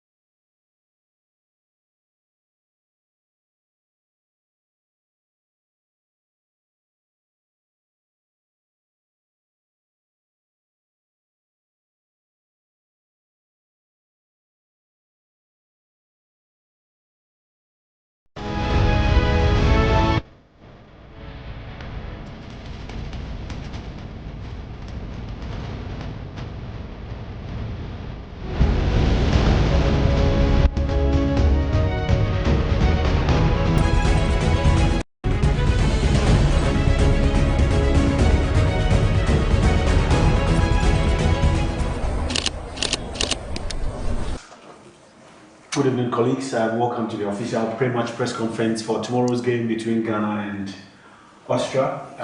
This is the venue for the game. I have with me the head coach of Ghana, Ado, and then captain of the... Hey! Sorry. And captain of the Black Stars, Jordan Ayew. Before I take your questions, I would like to pick up their general overview of the game. In summary, Coach, tell us what your expectations are ahead of tomorrow's game. So he answers, then you can translate. Okay. You can go ahead. Yes. Okay, so I talk in English, no? Okay. Okay, yeah. So first of all, yeah, thank you. Yeah, we're very pleased to be here. I think it will be a very, very interesting game. Surely we expect an intense game, as all the Austrian matches are, and everybody knows the coach who likes to press high and a little bit of Red Bull school. So this is what we expect. We know that they are very, very good, very, very physical, very, very high intensity, a lot of runs. The profiles of the players are really, really high. They play in good clubs. But we also have good players, good footballers. Will be very, very interesting also for us after a long period to play in Europe against a European team. And I think for both teams it will be a very, very good test match. Okay, thank you. Before I pick your questions, Jordan, also share with us what the players are looking forward to ahead of tomorrow's game. We know tomorrow is going to be a tough game, very tough game, because Austria is a very good team. But obviously it will be a good test because it's a high-profile game, and going into the World Cup, playing this type of games is only a positive thing for us. So as players, we're really looking forward to it, and we'll see how it goes. We have the ambition to have a good result tomorrow. So we're not coming here just for holidays or just to walk. We're coming here to work hard and to perform and to get a good result. It's not going to be easy, but we'll give ourselves the best chance to be successful tomorrow. Got nothing out of it. Jaya coming once again. Was he given 100,000 appearance weekend? I don't think so. Who took care for the operation that he went through? By himself, probably by his club. So I think that if he comes back before the squad is announced, they should compensate him and take him along. So then you see Real Madrid, that David Alaba, who usually captains the side, he doesn't actually start all the way, now it's going to be a penalty for Ghana, and Lawrence, I think they need to find a way to handle this. And the Ghanaians are looking to see Sabitzer probably going to have his first goal, maybe scored against an African side, a Ghanaian side, and he's got a game to deal with. And so Ghanaians now do have to find a way, and hoping at least I think he's able to take this one. Just recall for Black Stars striker. That's why he's saying that anytime I think he's a coach can see what it leads, he might want to have this one. Here comes Sabitzer against Atinegi. Just about some minutes gone. Sabitzer! Well, the home side do have the first goal. Clearly and confidently struck there by Master Sabitzer. Game in the boys no as like da captain crowd me hu yo captain no me nim say man train yo me hu like me nim e bia kudus ntia me hu ntia kudu star boy ntia me hu say star boy ntia but me fitness like I break it me hu like say bia obi like all like correct passes like me hu say dey game no nti me hu say me fitness no entina amoma ye bre no. You should see my boy. And so 1-0 stands at halftime. But me sure say World Cup. But me sure say World Cup no there. Difference be pay. Got nothing out of it. Jaya coming once again. Was he given 100,000 appearance weekend? I don't think so. Who took care for the pressure that he went through? By himself, probably by his club. So I think that if he comes back before the squad is announced, they should compensate him and take him along. So then you see Real Madrid, that David Alaba, who usually captains the side, he doesn't actually start the season. All the way now it's going to be a penalty for Ghana, and Lawrence Akizigi needs to find a way to handle this. And the Ghanaians are looking to see Sabitzer probably going to have his first goal, maybe scored against an African side, a Ghanaian side, and he's got Akizigi to deal with. And so Ghanaians now do have to find a way, and hoping at least Akizigi is able to take this one. To recall, for Black Stars striker, Augusta is saying that anytime Akizigi is in a coach, you can see what it leaves. He might want to watch this one. Here comes Sabitzer against Akizigi. Just about some minutes gone. Sabitzer! Well, the home side, you have the first goal. Clearly and confidently struck there by Master Sabitzer. Game in the boys, no, as like that captain cried at me, yo, captain, me nim, someone training me, like, maybe I could do it. Me who in tia could be a star boy in tia. Me who say a star boy in tia. But me for that.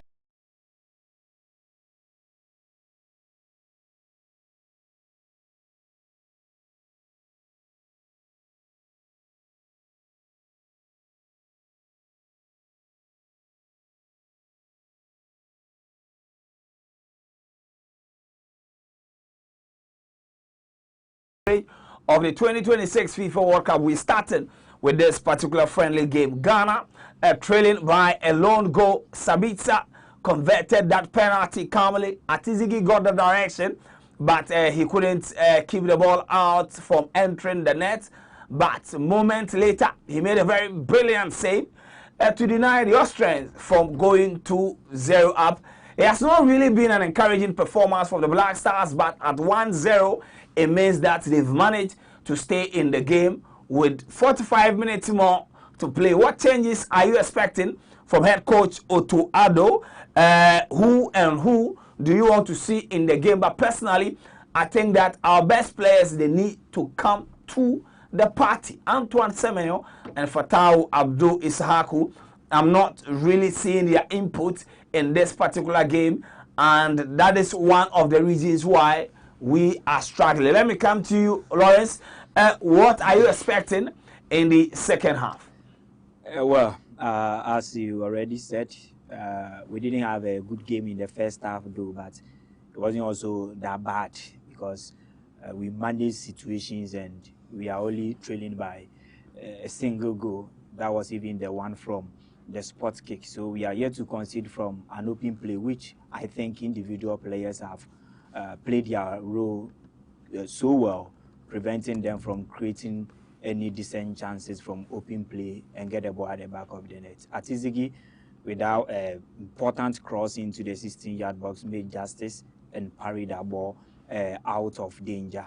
So that was another moment. Akizigi also, came to the party.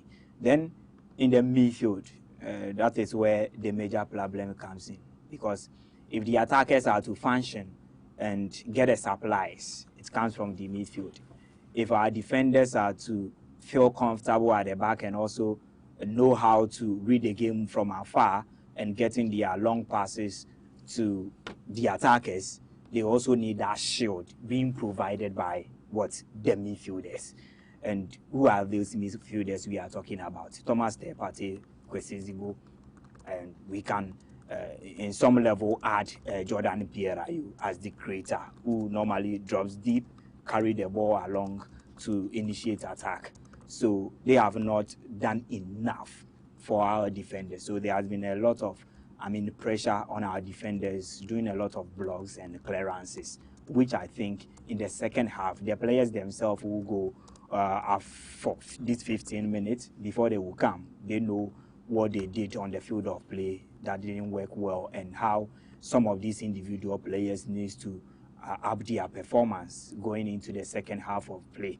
So the first half something needs to be done in our midfield and also the attacking wise. I think our wingers especially, they are yet to give us something to be cheerful of. They are not giving us that what wingers do offers us in a game of football. We've not seen them. Semenyo needs to come to the party because currently you mentioned Mohamed Kudus, the next poster guy in the team supposed to be. As it stands now, he's the best Ghanaian player. Even now, Antoine Semenyo. Not Ghanaian, because to some extent, the best African player. Yes, we are talking about the English Premiership, and he's almost having a second successive season successfully. We are talking about. So I think so. The players are making their way out of the tunnel. The Austrians are the first. Portia, brief expecting in the second half.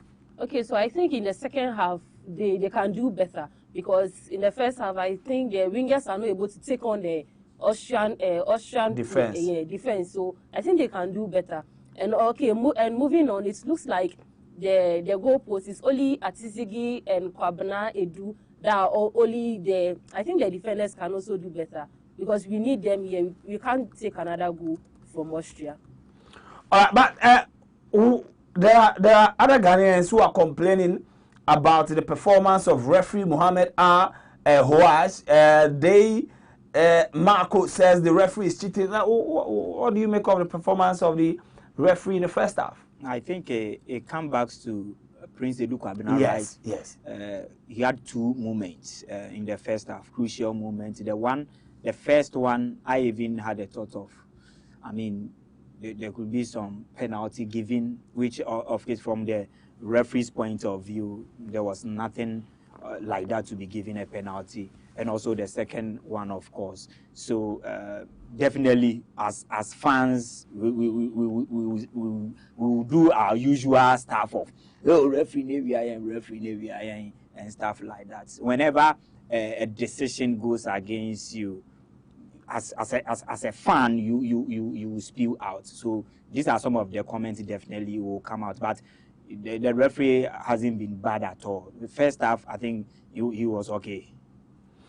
All right, first half, he was okay. Any changes you are expecting? Let me leave that to the technical heads for now, because let's see how the first 10 to 15 minutes of the second half bring to us. And I think Kwesi Sibo can do well. He can do well. All right, so let me read some few messages, and then we'll take it from there. Marco says your analyst must understand that the formation is different from that of Man City. It's true that the formation is different. But if you cannot be taking on players, it has nothing to do with formation.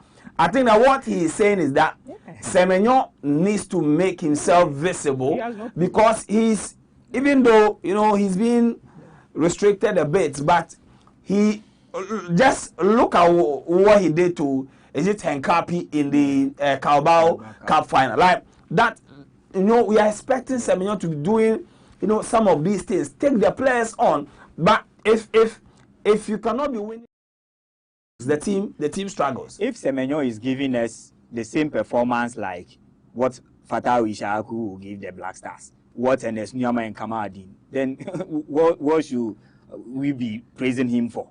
Because Sharaku, Kamadin, Sulemana, we've seen a lot from them in the Black Star shirt, as Semenyo is giving us.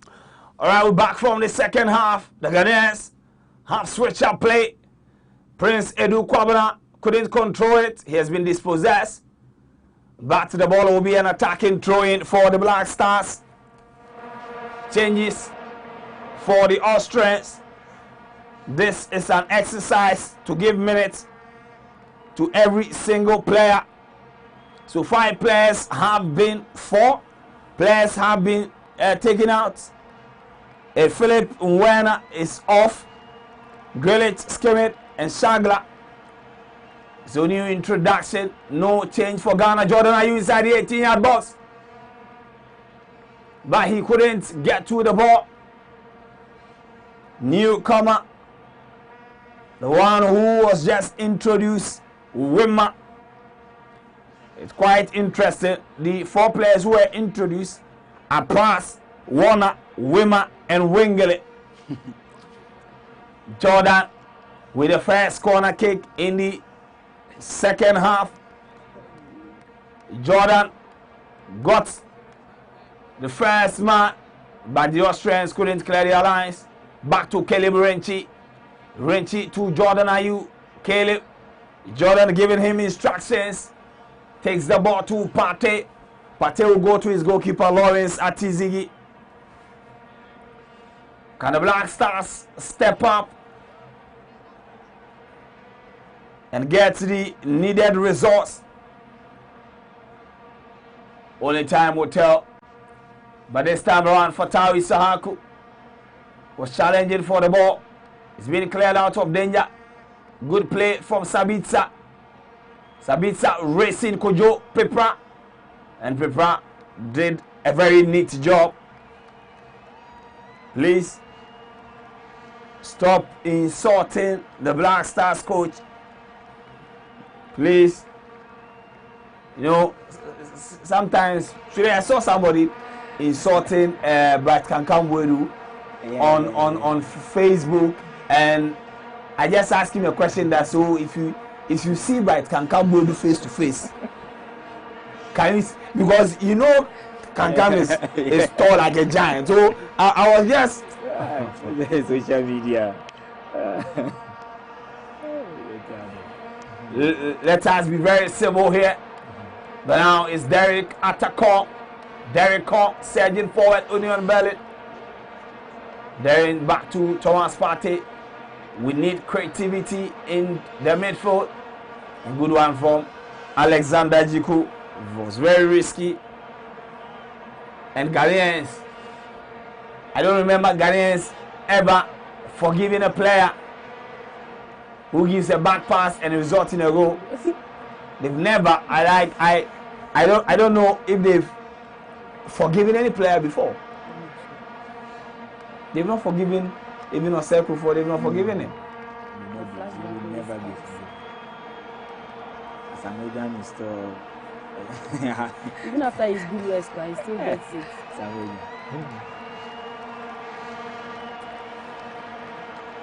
Ball taken. But can we get ourselves back in this game? Austria swinging the passes in your goal area. Jordan leading the pressing. It looks like the man-to-man pressing is working in this second half. And that is very good. Fatawu Issahaku has been in a very good form for the Black Stars. Not the Black Stars, Leicester City. But Ghana, Jordan Ayew opening up play. But he has been calm, collected. Now Austria building. Building from the back again, patiently. Your stress, you open up play, and calibrating with a mistake. And now it's Michael Gorich. Austria get to the second goal. Caleb Renty with a mistake, and he is punished. Mikel Sabitzer set up Michael Grigorit, and Michael Grigorit gets to the second goal for Austria. Big mistake at the back for the Ghanaians. But the Austrians are not going to care. They've given it to them. And unselfish play from the captain, Sabitzer, who could have scored himself, but decided to. And look at that. Look at that. Caleb Renty forwarded. The ball went to Sabitzer, and Sabitzer decided to lay a carpet cross to Michael Gregorit. And of course, Gregorit, with an empty pole, was never going to miss from that position. Yeah, a good play from the Austrians. I mean, they've been the better side from the blast of the whistle. And where they ended the first half is where they've also started the second half. Tempo so high, their pressing game is intact.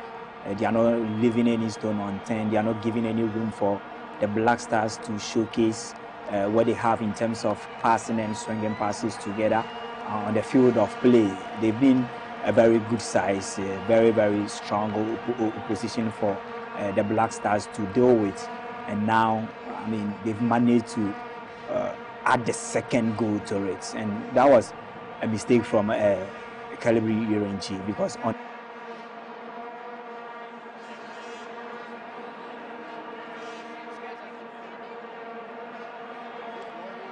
2 weeks or a week ago, Malansa versus Paris Saint-Germain. Very useless that goal. Similar. He also had the option to clear the ball with his head, but he wanted to control Kelly. Also, he didn't have an option to pass to the goalkeeper straight away. And the same mistake. Straight out. He decided to. Now the Austrians are coming again. Grigoric. The Austrians are rolling.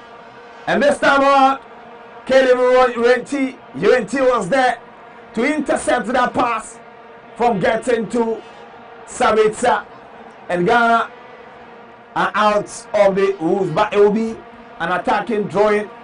Portia, Ghana nil, Austria 2. If this is the same energy they are sending to the World Cup, I think we have to get back. Yeah, I think we have to get back, because 2-0, this is serious. 2-0. 2-0 against the Austrians. Now Antoine Semenyo takes on one player. Antoine inside the 18-yard box. Jordan Ayew was pushed. He wants a penalty. Referee says no. Derek Carr needs to be careful. But referee says no foul. Hopefully we get a replay from Jordan's end. Fatawi Saku commits a foul. It's Prince Kwabena Edu Rada offside. Ghana trailing by 2-0. But now Sabitzer again. These Austrian players are on top of their game in this one. The passing has been spotless. But this time around, Kelly Rich is there to intercept. Sends to Kwesi Sibo. Sibo to Alexander Jiku to his left. Jiku to Derek Carr. I've not really seen his attacking display in this particular game. He's not really giving us something different from what we've been getting from Gideon Mensah. Yeah, he's come to a new home, and he will fumble a lot. You have some time before you adjust to the people around. So that aside, but I think in a modern day football, fullbacks play a major role. They are very, very key to the game, especially when it comes to attacking. We know how fullbacks are now influencing the games in the final third. Your crosses and how you surge forward, and how you also help the attackers creating overloads in the opposition half. We've not seen that from either Kalibionchi. He's a prospect. He's a prospect, but I think. And he's not a defender. Yes, he's also not a defender. This is a player who has been playing in the central role throughout the season. He will be playing over 30, 40 matches, then 1, 2, 3 tournament competition matches. He should improvise and play Charlie, he has not even gone to that level. This is a young player, developing player, still learning, still being nurturing and so forth. So let's just go for our usual, the natural right backs. Atakon is not, he has not given us anything that will, see to it that he's got something better than what we have. Gideon Mensah, no. If Gideon Mensah is not being able to even defend so well, his attacking efficiency and how he sends in crosses, decent ones, that one, you can never take it from him. And also, Abdul Baba Rahman, he is one of the guys I'm praying to see him back in the national team ahead of the World Cup. So, Baba Rahman and Gideon Mensah will give us something, better, especially when we have the ball in our half and we are initiating attack. That guy, Marvin Senenya also, he's another guy, you know how things also pan out for him, but this is another game we can also give him the opportunity. He has not been part of the national team. Now we need him to be part of the squad ahead of the World Cup. How many games do we have to play before this guy will get himself back into the team? So these are some of the opportunities you can be given. Calibre is tried and tested already. You give more minutes to a certain Marvin Senenya, so we can also, judge him per his performance and what he has up his sleeve for the national team. All right, we're interested to see now Austria coming forward again. Can this be dangerous for Ghana? But Ernst Happel was there to make the save. Very good save from Ernst Happel. Was a point blank one from the Ghanaian goalkeeper. But Ghana need to be very, very careful. We need to be very, very careful. And that is the one with Atizigi making the save. But Austria gets a third goal. Austria gets a third goal. It's becoming an embarrassing moment. Gradually becoming an embarrassing game. They are embarrassing the Ghanaians. Stefan Posch gets the third goal for Austria. Stefan Posch gets the third goal for Austria, and that is that. Whipping the ball, and there was a near post header, and Stefan Posch was in no man's land to connect that ball into the net. And that is the fate of Ghana, ladies and gentlemen. Austria are now 3 goals up in this game. Joe,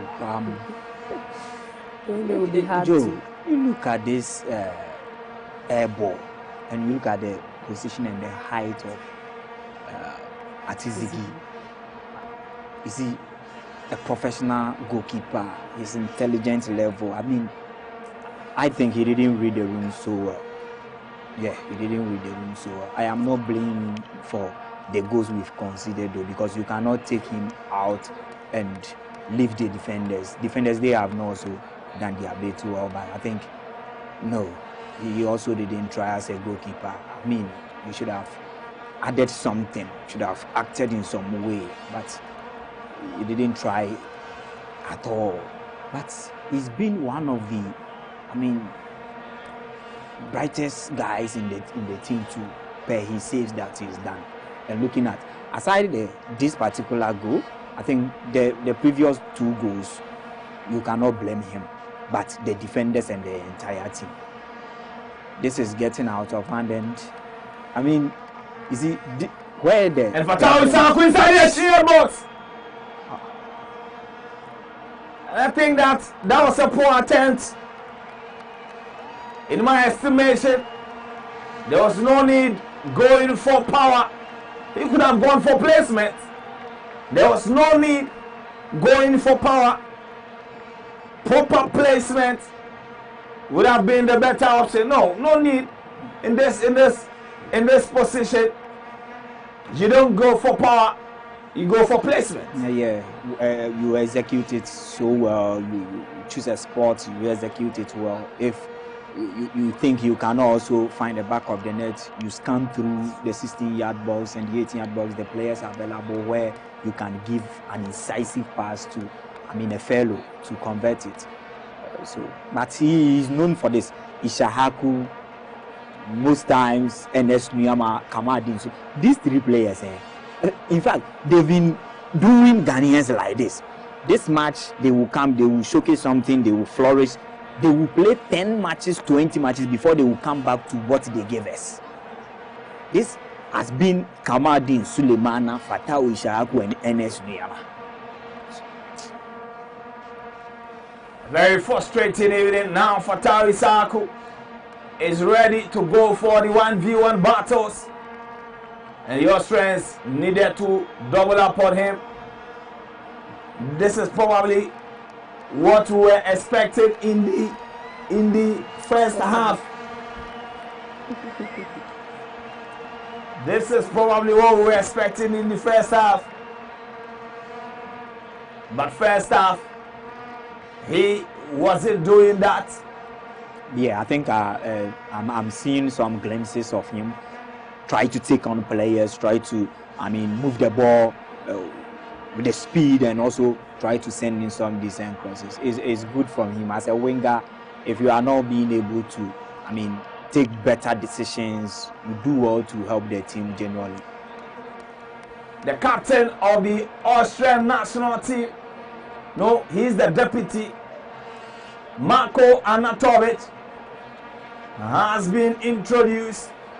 He is the captain now in the absence of David Alaba, who is injured.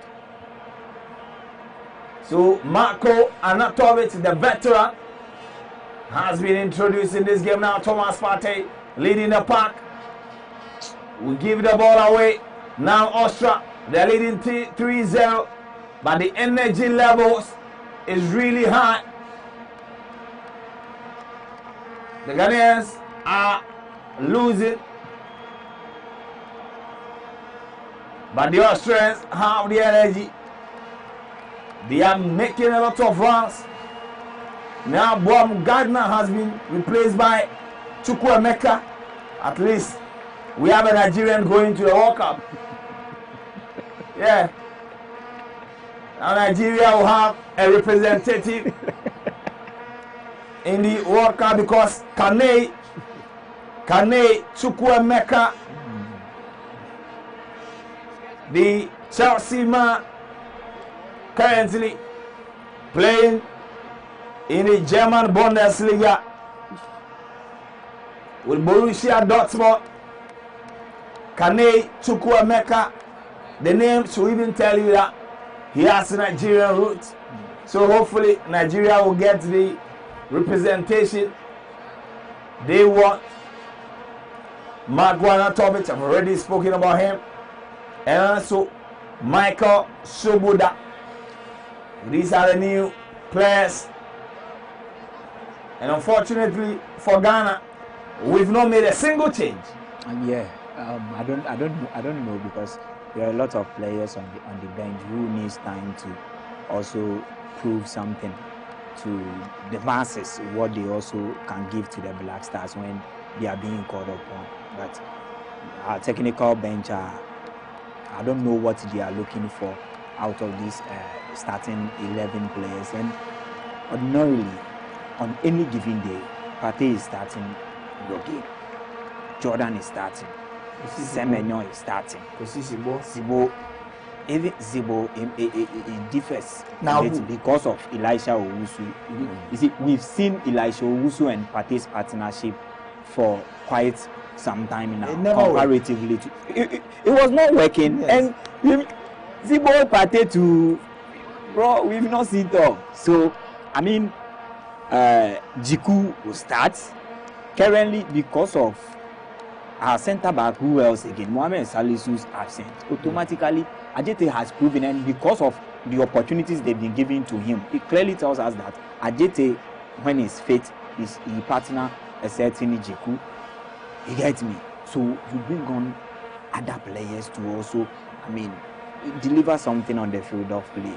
It is rather better to give other players the opportunity than to keep your serial players on the field of play, and they are just being disgraced by the Austrians. They are making a lot of changes. The Austrians, they've made a lot of changes. Now this is the time for us to even. They've made about 7 changes. Yeah, this is even the time for us to even, I mean, get some consolation, because they've weakened themselves for us to take advantage. Yeah, this is a game. Currently, we are only missing a certain Mohamed Kudus, exception of Mohamed Kudus, which we might probably have him back for the tournament. Exception of him, we have our squad full. Yeah, so almost everybody. We cannot, I mean, be playing around. Oh, this is a friendly. This is a friend. This is a friendly. We will get there and we'll be hugely exposed, because the moment you take the game serious, you know your opposition are also taking the game serious. I think by now we should have seen Bonsuba already. Yeah. Okay, so Ghana, we are also preparing some changes. Is that Kamaldeen and the likes? So Kamaldeen, Sulemana, okay. We are making a total of 6 changes. Ransford Yeboah is amongst the new guys who are coming. Ransford Yeboah, and these are the goals. Costly mistake from Kelly Renti. He wanted to control it as if he was the attacker. No defender should try to control a ball in that manner in his own penalty box, especially when there is a striker lingering around. And Kwesisibo was late to the challenge, and there was nobody to challenge Posh, who got a slight touch to the head to get the 3rd goal for the Austrians.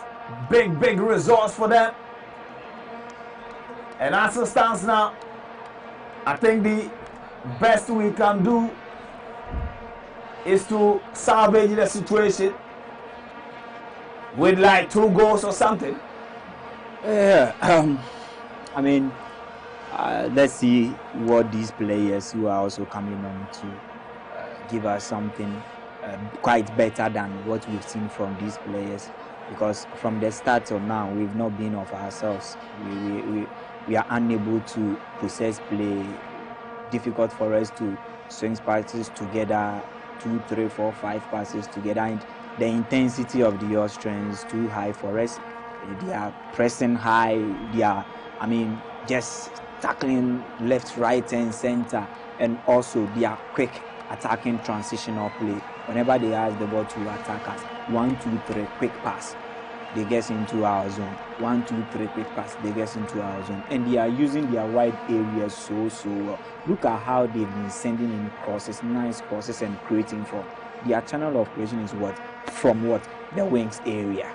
So they've scored another the 2nd goal from the left side. Now a set piece from the right hand side. Even that one, it was a cross from the same right hand side. They were trying to create chances. It was a powerful shot. It took Atizigi to, I mean, point the ball outside the 18 zone, which the corner kick resulted into a goal. So all the goals that they've scored are from the wings areas, the wide areas, left, right. What are we doing with all this avalanche of attackers that we have, these wingers that we have in our possession? And it comes back to what? Coaching. It comes back. What do these Austrians have better than Ghana in terms of impacting other individual players and even where they play? They are not. There is absolutely no huge gap that you'll be talking of. All right, so within 17 minutes, Jerome Opoku has been introduced. Gideon Mensah, Suleiman Ibrahim, Patrick Pfeiffer runs for the Eboa, and also Marvin Senenya. Now Austria still in the 18-yard box, but the Black Stars cleared the ball out of danger. Jordan went for it, and look at the Austrians. They feel very proud of their team. Yeah, sure. Because at recent times they've not been performing so well. Barely would you see them qualifying for even the World Cup and also in the Euros. You wouldn't see Austria in there performing. Yeah. So this is one in a longer period of time they are seeing their national team playing so well, qualifying with a huge margin of points, goals, and playing some short football in front of them, and they are heading to the World Cup already. So they should be proud of. This is even Germany annex. Yeah. Austria, Germany annex. Most of these players are players Germany they couldn't even fit in, because most of the times when a player from Austria becomes a top guy, Germany will find some means to convince the player to play for them. So Germany, Austria, these are second string Germany side. You get me? And in fact, if we are losing against Germany by this margin, Spain, Argentina, no, take away it is a friendly match. Friendly match, you play good to concede goals than to play bad and lose woefully. Yeah, but I still think that regardless of the nature of the match, Austria shouldn't be beating us 3-0. Yeah, because according to the coach yesterday, he told us that we had a upper hand against Austria than Germany. And if the people we have upper hand against are rather giving us 3-0, then what of the Germany players? What are they going to give us? These players are supposed to give we Ghanaians hope that we are expecting in the World Cup. If you are doing this, we Ghanaians are not going to have that hope in you. And you see, there is one interesting thing. But now Austria breaching our backlines again. Still Sabitzer basically playing like Lionel Messi today. Yeah. And Austria still in the 18-yard box. But good play from the Ghanaian Sabitzer around the box. Back to his teammate. The Austrians are dancing possession-wise. They keep them out, but they are back. The ball still at their feet.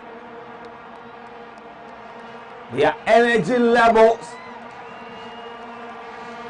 is absolutely great, because leading 3-0 and still pressing like the way they are doing, it's something worth commending.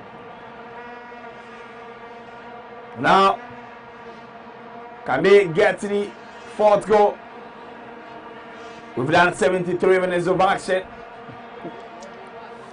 But anytime there is a problem with the network, it comes back and the Austrians are in possession.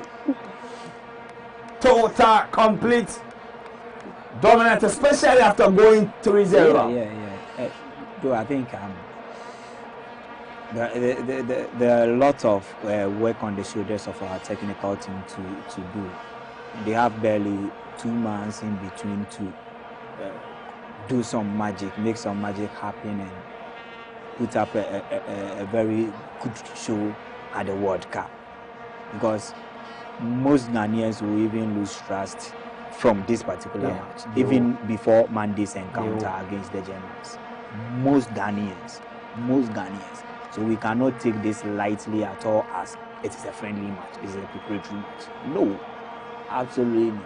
Because what at all again? You are not playing against the top giants, you are playing against Austria. And we are not creating. It's not like we've even made incursions, we are creating chances and strikers are ballooning the balls over the bar and stuff like that. We are not creating. We are unable to hold our play. We are unable to even exchange 2-3 passes together. In fact, we've barely created anything in this game. Yeah, I think the players are not familiar with themselves. No, they are. They've been, all of them, they've been playing like that. But Joe, look, we lack something. Our technical team are not helping us at all. If we are going to play like this at the World Cup, and we will finish the 3 games and come back home, and we will feel like, oh, we all we wanted was to get to the World Cup, and we achieved that. Oh, all we wanted was to get to the World Cup, and we achieved that. We've been able to secure our feet. Now, World Cup some good passing sequence for Ghana. That is Marvin. They give the ball away. Now Austria pushing for the 4th goal. Austria. Now Ghana going. Runs for the Amwa. Good run. But he couldn't control the ball. Austria still in possession. Can Ghana at least reduce the embarrassment? Can it be done? Can they reduce the embarrassment? And now the Black Stars are on the break. Oh my goodness. Austria, they are still hungry. They still want more goals in the 18-yard box. And who is there? Goodness. Now Ghana turning defense into attack. Ghana turn defense into attack. And Jordan Ayew. Jordan Ayew is there to reduce the embarrassment. Too much goal. Jordan Ayew has reduced the deficit. Good one from Jordan Ayew. And our captain has responded. And now it is 3-1. David Alaba watching from the dugout. Jordan Ayew gets one back for the Black Stars of Ghana. Yeah, he's been our main man. He's the reason we'll be heading to United States of America coming June. He's the main reason. Why? Is the World Cup only being played in the US? 1 year in I don't mention the other countries at all. In my conversation, it is US. And we've been fortunate too. I mean, our 3 games, we'll be playing all the 3 games in US. No, right? no, 2. we'll play 2. Yes, the first game we'll play it in Canada. Yeah, so yes. It's good. He's the reason because he so handedly scored over 70% of our goals. Yes. Like, even if you add goals and assists. And assists. And that is Chukwueze. Chukwueze gets his name on the score sheet. Nigeria. And we are back to the 4th set. Samuel Chukwueze gets the 4th goal for the home team. Scoring with his left foot. He has restored the 3-goal advantage of the Austrians against Black Stars. Sabitzer with the assist. And Kane Chukwuemeka gets the 4th goal for Austria. What an incredible day for him and his family. The Super Eagles are in. To finally get his name on the score sheet and to open his account for the Austrian national team. Kane Chukwuemeka had a chance to play for England, Nigeria, and Austria, of course. For the 3 Lions, he had no chance in getting into their team. So he opted, and that was the quick 1-2 between Kane Chukwuemeka and Sabitzer.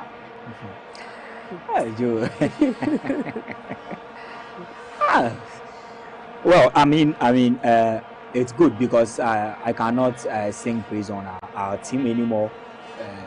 I can't praise the goalkeeper Atizigi and also the defenders for this. So the only appraisal should go to Kani Chukwuemeka with that brilliant execution of that goal he scored past Atizigi, and the Austrian teams, the performance they are showcasing. In fact, they are sending a statement out there. They are making themselves ready, well prepared for the Mundial, and I think it's a good preparatory grounds for them, and they are having a very good preparatory matches.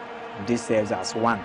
Scoring goals is very, very important. If your attackers, your midfielders are all joining hands and banging in goals left, right, center.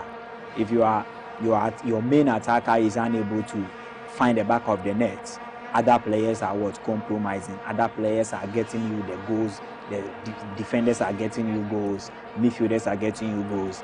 Other attacking players are also finding the back of the net, which is a very good thing.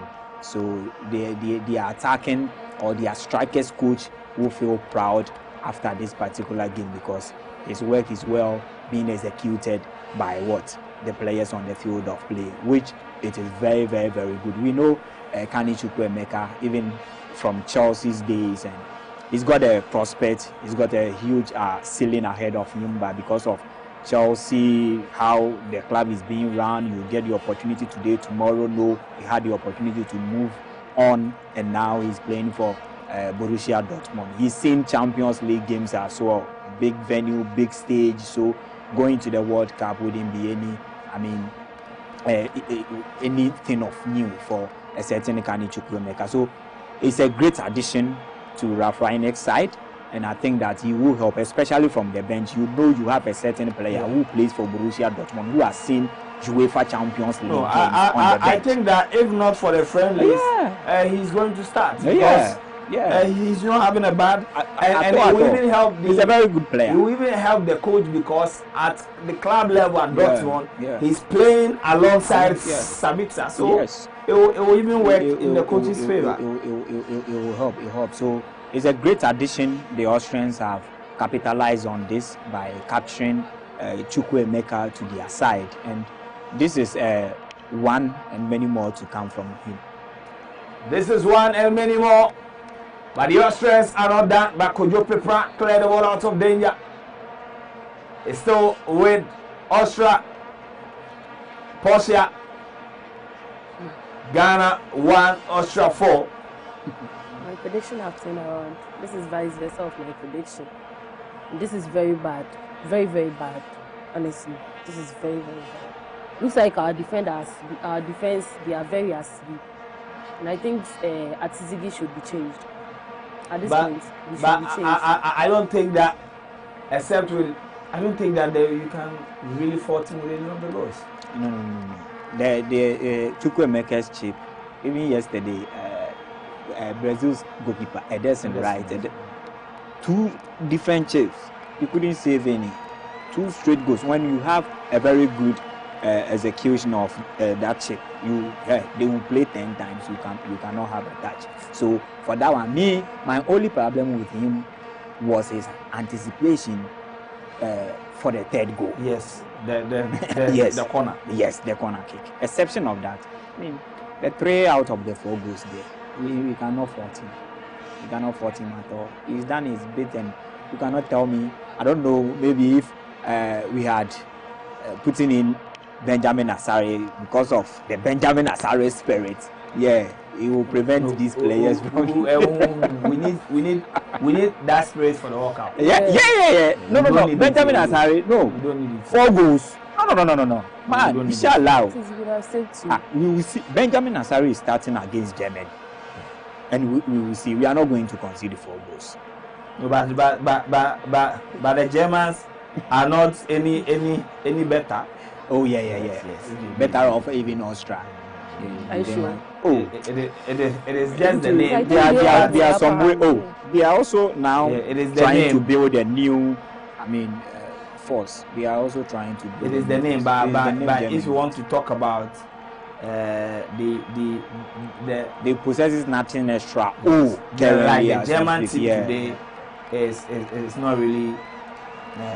So, Portia, I want you to go on X and then try and get some reactions. So go on the live feed of GhanaWeb and then read some of the reactions from Ghanaians who are watching the game. Of course, I know that there are some Nigerians also on the timeline who are also watching, because Nana Kwame Lionel said it's not the players who is the coach. Formation is playing no fluidity. They are playing like it's Sunday special. All right, so Portia, if you are ready, you can get us some of the reactions. Like Showusu has been introduced for Thomas Partey. So someone is saying, Masa, go bring Eddie Nketiah and the other guy. And another is saying, it's not the players, so it's the coach. Formation he is playing, it's not Fediti. They are playing, it's like Sunday special. Yeah, you've already read that. A Nigerian scored Ghana. So we have the Nigerians in the comment section mocking us. Everyone playing like he likes. This is the Black Stars we are all been raising fans for. Ordinary Austria, you can't score or play draw. Kaish. The right winger is not good. So let's go down. And someone is requesting Atizigi to be changed. Yeah. He said we should drop Otuado before the World Cup and we should drop Atizigi too. Then he said, okay, the same. Yeah. Yeah, so that's it for now. Oh, Joe. Lawrence. Yeah. I think my initial remark in the first half, I made mention of coaching. You see, we can question the attitude, the energy level, the commitment level, even the synergy. Sometimes when you read from the facial look of these players on the field of play, some of the players is like nothing is at stake. Exception of that, I think we need to do something again with our technical bench.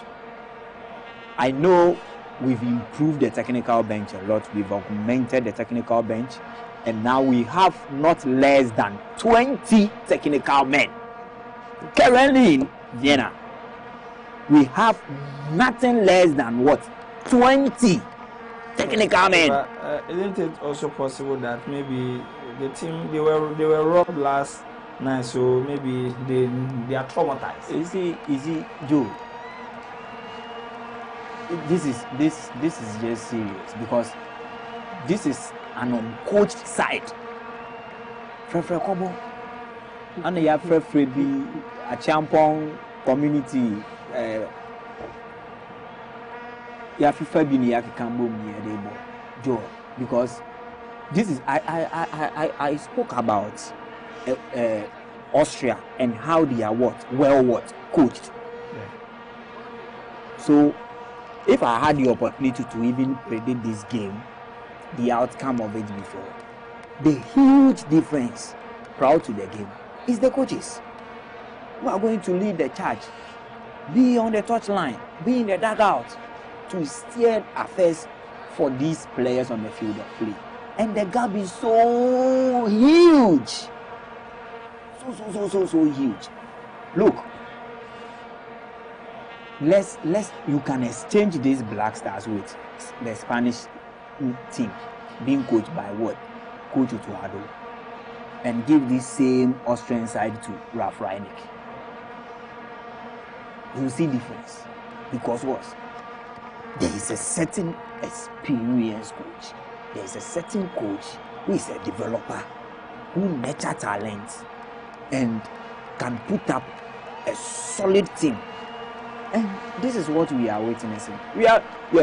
This Austrian team, they are going nowhere at the World Cup for sure. But we should, showcase something. Look at the players. Joe. Let's see. Maybe they are all waiting for Germany. Ghana, they are slow starters. So 2 friendly matches. We've started slowly in our first one, the second one, and against Germany, we've done. We used to do this. Germany en route to clinch the World Cup title back in 2014. We played 2-2. in the same tournament before they went on to win the competition. So we can do something better. I think against Germany we will see proper. But now come on, Sulemana. They underrated the Austrians. Come on, Sulemana. Had a very good opportunity to go at the goalkeeper, but he couldn't get to the ball on target. Close to the 90th minute mark. Can we reduce the embarrassment? The Austrian says no, they are going again. We'll do some 3 minutes of action. We'll do some 3 minutes of action. But can we reduce the embarrassment? Within 3 minutes. Can we at least get 1 goal back? But the Austrians, it doesn't look like they are ready to give anything up. Referee is whistle for an infringement. And look at them on your screen. Tonight will be a beer party. Tonight will be big celebrations. And now Gideon Mensah gives the ball away.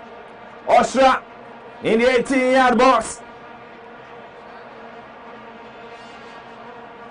They're whipping the ball. And who is that? There is the rebound. And now Chukwuemeka and Nicolas Sio get to the 5th goal for Austria. Wow. Nicolas gets to the 5th goal for Austria. This is what you will say in the Ghanaian circles, that Agbena. Agbena for Austria. Ayele is how many? Do you understand, Ghana? Oh, let me speak to. And look at that strike. Hey. Look at that strike. Please, Ayele is how many? Ayele is how many? Oh, okay. Ghana, Ghana. Yeah, I guess All it's sports Ghana. The Austrians have spelled Ghana.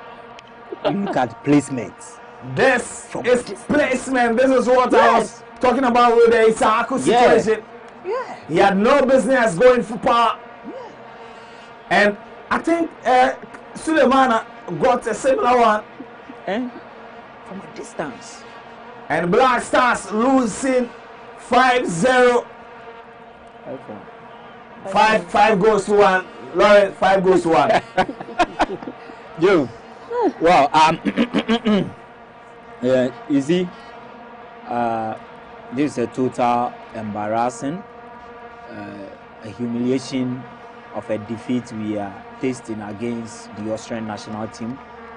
One to forget in our history, and even Otoados himself, one to forget for him, because I don't think he's considered 5 goals in his coaching career, especially at the top flight level, coming back to take the job as the senior national team, the Black Stars.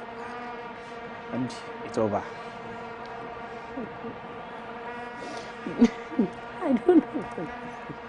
I'm reading comments here, and I think Ghanaians are not happy at all. They are not happy at all. They are not happy at all. Some are calling for the drop down of Otuado and his keeper Atizigi, and also all right, so I'm not cutting you, but let me say this: the game has ended in the Vienna Stadium, and we'll go for a quick break. When we come back, I think that we will have a lot. We'll have a lot to discuss, and hopefully, if we can open the phone lines too, we'll open the phone lines too. So don't go anywhere. Stick and stay with us. But let me tell you that, look, Ghana's heaviest defeat in football was in the Jarko Cup on November 10, 1951, when Ghana lost 5-1 to Nigeria. Since Nigeria beat Ghana by 5 goals to 0 in 1951, even that time was Gold Coast. No team, in fact, no team has scored 5 against Ghana. We'll go for a quick break when we come back.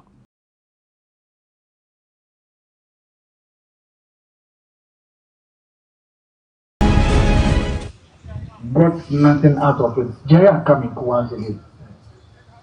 Was he giving 100,000 appearance fee then? I don't think so. Who took care for the operation that he went through? By himself, probably by his club. So I think that if he comes back before the squad is announced, they should compensate him and take him along. So then you see Real Madrid, that David Alaba, who usually captains the side, he doesn't actually start All the way now it's going to be a penalty for Ghana, and Lawrence Asizigi needs to find a way to handle this. And the Ghanaians are looking to see Sabitza probably going to have his first goal, maybe scored against an African side, a Ghanaian side, and he's got Asizigi to deal with. And so Ghanaians now do have to find a way, and hoping at least Asizigi is able to take this one. Just recall, for Black Stars striker. That's why he's saying that anytime Asizigi is in a post, you can see what it leads. He might want to lock this one. Here comes Sabitza against Asizigi. Just about some minutes gone. Sabitza! Well, the home side, you have the first goal. Clearly and confidently struck there by Mata Sabitza. Game in the air. Boys, no, as like that captain cried me who yo captain me nim someone training me who like maybe I could do sit here. Me who intia could be a star boy in India. Me who say a star boy in India. But me fitness like I break it. Me who like Sabia or be like all mark like correct passes like me who start the game no. Me who say me fitness no. Entina amoma ye brain. You should see my boy. And my so boy 1-0 stands at halftime. But me sure say World Cup. But me sure say World Cup no there. Difference be Vienna, Austria. Got nothing out of it. Jerry are coming once again. Was he giving 100,000 appearance fee then? I don't think so. Who took care for the operation that he went through? By himself, probably by his club. So I think that if he comes back before the squad is announced, they should compensate him and take him along. So then you see Real Madrid, that David Alaba, who usually captains the side, he doesn't actually start all the way now it's going to be a penalty for Ghana, and Lawrence Asizigi needs to find a way to handle this. And the Ghanaians are looking to see Sabitza probably going to have his first goal, maybe scored against an African side, a Ghanaian side, and he's got Asizigi to deal with. And so Ghanaians now do have to find a way, and hoping at least Asizigi is able to take this one. Just recall, for Black Stars striker. And that's why he's saying that anytime Asizigi is in the post, you can see what it leads. He might want to lock this one. Here comes Sabitza against Asizigi. Just about some minutes gone. Sabitza! Well, the home side, you have the first goal. Clearly and confidently struck there by Mata Sabitza. Game in the air. Boys, no, as like that captain cried me who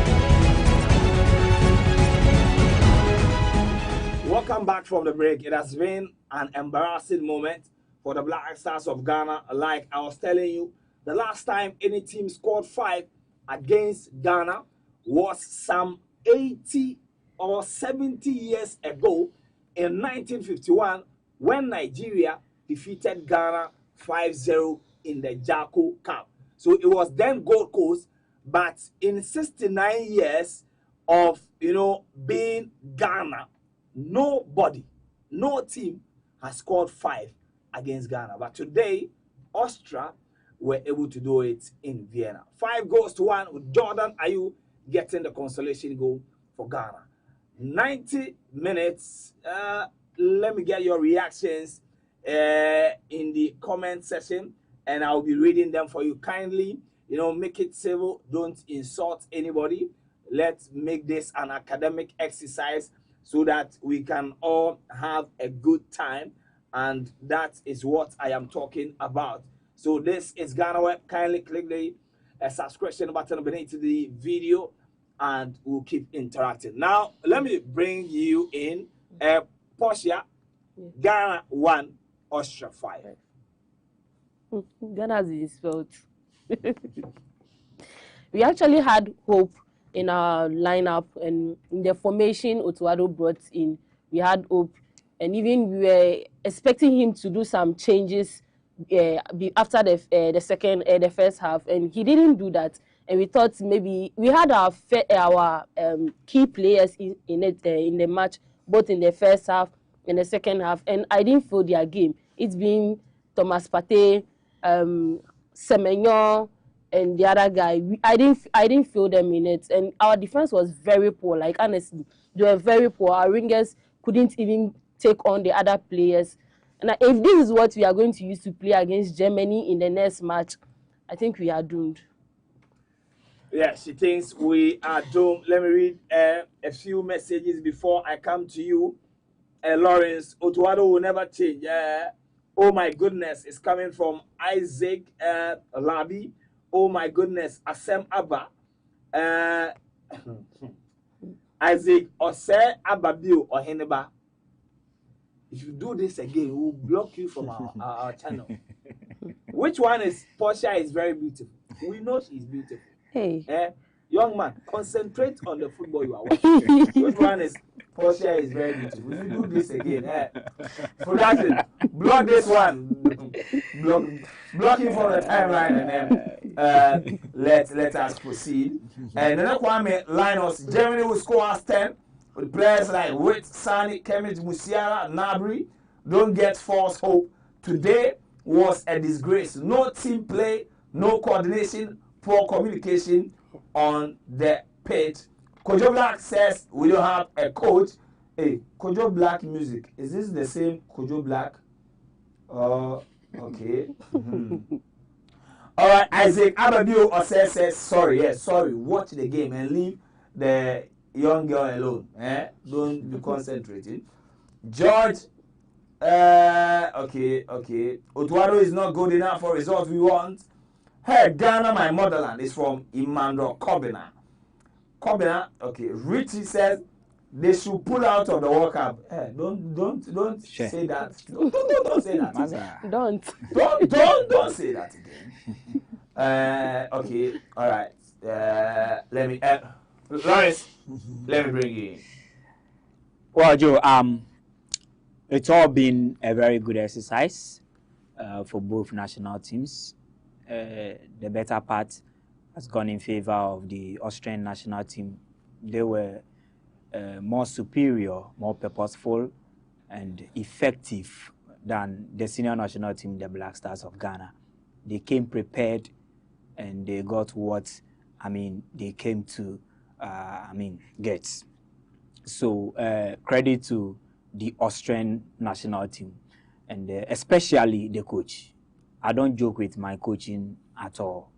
The coach, Ralf Rangnick, he has transformed this Austrian side to a very good side. And whenever they play, you clearly see what the handiwork. You see the handwriting of a certain person called what? Manager, technical what? Head. that is the man, Ralph Rangnick. And players playing to instructions. The position of players, how the players have been planted on the field of play. When a player gets the ball on the right-hand side, he gets up his head, he scans through other channels. He's sensing a decent pass. When a player gets the ball from the back, you see, everything was just working well for the Austrians. We were, hugely dominated and got dismantled at the end of the day by a huge scoring margin of 5-1. And I think credit to the Austrian side. They've proven their worth, and they've also proven to the global world why they should also represent at the World Cup. So it's been a very good exercise for them. On the part of Ghana, I think it's a preparatory match. We can also not take that one out. A very good test for us, a test that will, put technical bench on their toes, management on their toes, the playing body, talking of the players, the main architects on the field of play. It will put them on their toes. Where things didn't go well, they are in the better position of judging themselves and rectifying it, and also getting back on track and making Ghanaians proud, and also prove a point coming Monday against Germany.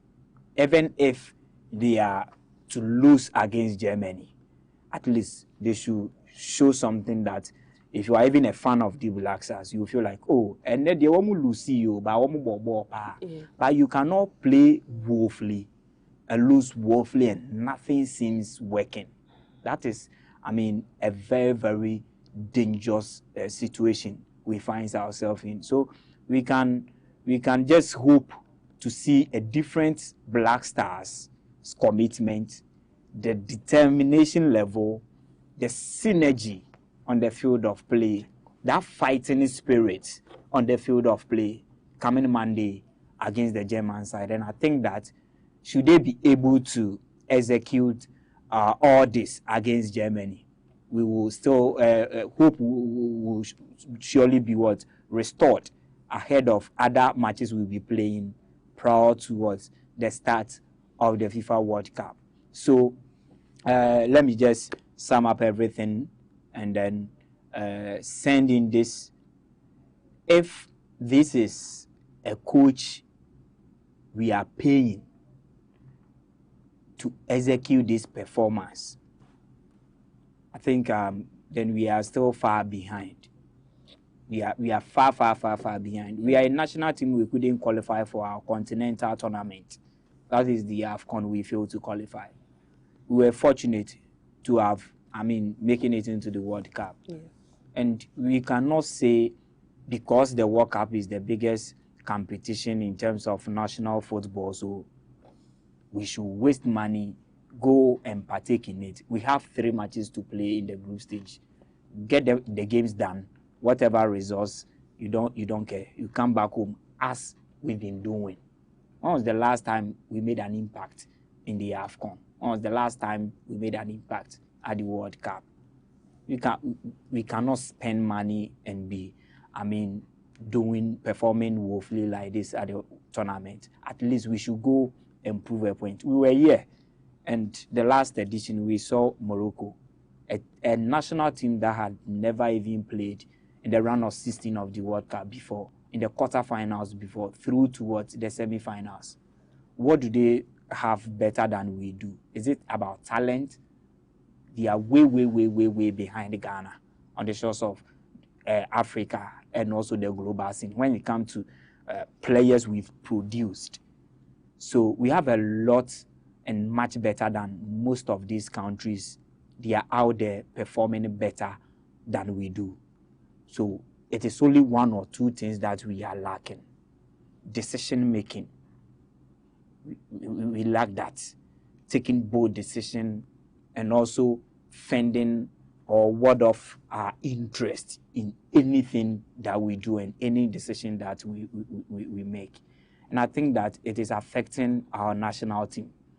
The Black Stars coaching thing is gradually affecting our national team. This is not a team with a coach. What they've given us today, no one can convince me that there was a coach or they went through the necessary training regime before they came up against Austria. And we have not less than 20 technical brains behind these 11 men on the field of play. They have all their technological machineries and whatever softwares to assess opposing teams and opposition players. They are telling us all these things were executed and taught. And this is the reply the players also came onto the pitch to showcase to us. So I think it's so embarrassing, and it's the friendly match though, but I am down because I never anticipated for this. I never expected this. Yeah, I knew we were going to lose because they are a well-coached side and they have a very good team. It's not like they have good players or players. They have what we call good team. So I knew we were going to struggle against them though. But 5 goals, and in certain games, a team may even concede 10 goals, but how they even compose themselves on the field of play and some of the, incursions they also made, you can draw some inspiration out of it. But this is the Black Stars. Nothing. All the 4 departments were absolutely in disarray. Today, our attack was ineffective. Our midfield was blank. Our defense was sleeping. because look, frankly speaking, and I was saying the same about the Malan Sarr. Yeah. No, Mamadou Sarr. Yeah. That mistake that Mamadou Sarr did against PSG. Yeah. That I thought that he had no business trying to control the ball in that position when he knew that the attacker was making the run. And it's the same with Urenchi. And I don't want it to be like we are putting the spotlight on his mistake. But this is something that should never happen again. If you are good enough, you are old enough. Yes, because look, they cross a ball into your box, and you want to control it with a Brazilian touch. Yeah. In that position, clear the ball out of danger. Even in these modern times, there is nothing like he's young in the game. Look at some of these central defense. When did Pau Kubasi started playing for FC Barcelona? He started when he was 17. Pau Kubasi is a guy, when you watch him, he's got that maturity, his intelligence level, and how he reads the room. You see, so, Caleb Range, he's playing, is this in the Dutch league? No, in the Danish league. Danish league. Yes, Denmark, yes, for Nordjylland. So playing week in, week out. And he's gone through the necessary nurturing processes, the basic things to be done in a game situation. From the academy in Ghana, Nordjylland, Joe, the academy in Ghana. What is it called? Right to Dream. You've gone through the necessary nurturing, the necessary developmental stages, all the basics. But is it also time we tell the Black Stars technical handlers to stop playing the young man as a defender? Yeah. That's also probably because as a midfielder, he's having a brilliant season in the Danish league. So why the constant insistence to play him as a defender, right back, or and you see, he's doing this as what? He's improvising. Yes. And you cannot use a developing talent, a player who is can't be experimenting. Yes. At this crucial moment for a national team, Charlie, no. You shouldn't set the young man up because a lot needs to be done. A lot needs to change ahead of the German game. And even that aside, post this international break, we will all come together and see to it that there is a lot on our shoulders to execute, to put in place before we step our foot towards United States of America for the World Cup. Because we cannot just go and we will be sitting here, Ghana versus Croatia. We will be disgraced like this and go home that, oh, we are enjoying the World Cup because Ghana, we are also there. How can we enjoy the World Cup with a performance like this after Ghana playing against Croatia and England? Well, if we keep on like this, we cannot beat Panama. We can't. With Panama, we can't. Panama, there's someone with the 3 points not for that. No. But have you been watching? Oh yeah. Panama is very you watch how they play against the US. Yeah. And this is a US team that destroyed us in a friendly game like this. So and you see the mentality we are going into the Panama game is the same mentality we used in 2021 AFCON when Andrew Ayew after the Gabon game said we are Ghana. Yes, we are Ghana. We are going to beat Comoros and we qualify. And we also what happened. So we cannot go into the Panama game like with the mindset of like we have 3 points. This game that we watch, and you see, it will be difficult for you to say that, oh, this is not a strong team because the constant first 11 that we'll be using, only 3 didn't play. Benjamin Asari, Mohamed Salisu, who will not go to the World Cup because of injury, and Kudus, who is currently not fit. So as it stands now, we don't even know the Kudus we are going to get. Even before Kudus' injury, Kudus was not even the Kudus we used to know. Kudus was gradually off color before that his injury. So we are not going to have 100% Kudus even at the World Cup. Let me take your last words and then let's bounce. So I think this was the opportunity for Atizigi and Otuado to have proved themselves to Ghanaians because we know what Otuado is made of. We have always been calling him the scout coach, not the main coach. He's a coach. We always refer to him as a scout because apparently he signed a professional contract as a coach. Somebody's past experience to you can't use somebody's past title. He signed professional contract as head coach. He's the head coach of the Black Stars. So he should prove to us that he's the head coach for Black Stars. Qualify for World Cup.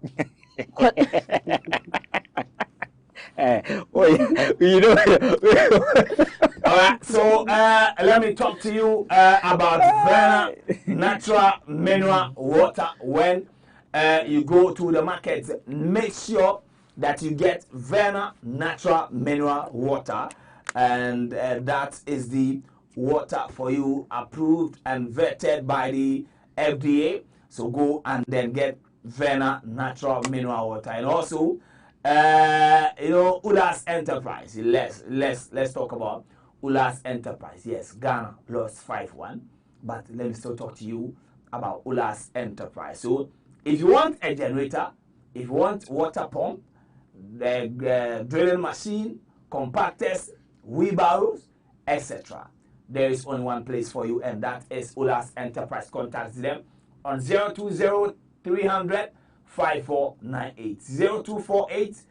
0248-169258. Ulas ends 1979@gmail.com. At Drinkano and Porsche Hotel, Bridge near 69 American House, and Madina taxi rank. You can get Ulas Enterprise. Now it is all about just Chinese. Yes, just Chinese. The Black Stars might have disappointed you, but just Chinese will never disappoint you. A discount is applied 559 Ghana cedis only. You have starters, cups, sausage soup, samosa is there, spring rolls, special wings, pork ribs, combination fried rice, special jollof, and special noodles. That is what you see on your screen, the special noodles. That is just Chinese. My name is Joel Ishen, and I did this with my amazing crew, Kelvin, Richard Vanderpoel, Francis AC, and Kwame is also in there, Egan, and the entire sports crew, Frank and Benjamin Saki.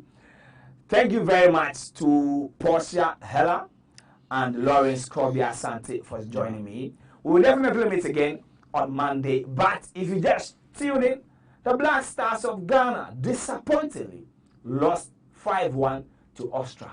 And before you go to bed, remember that the last time any team scored 5 against Ghana was in 1951. The team who did that was Nigeria. But Nigeria scored 5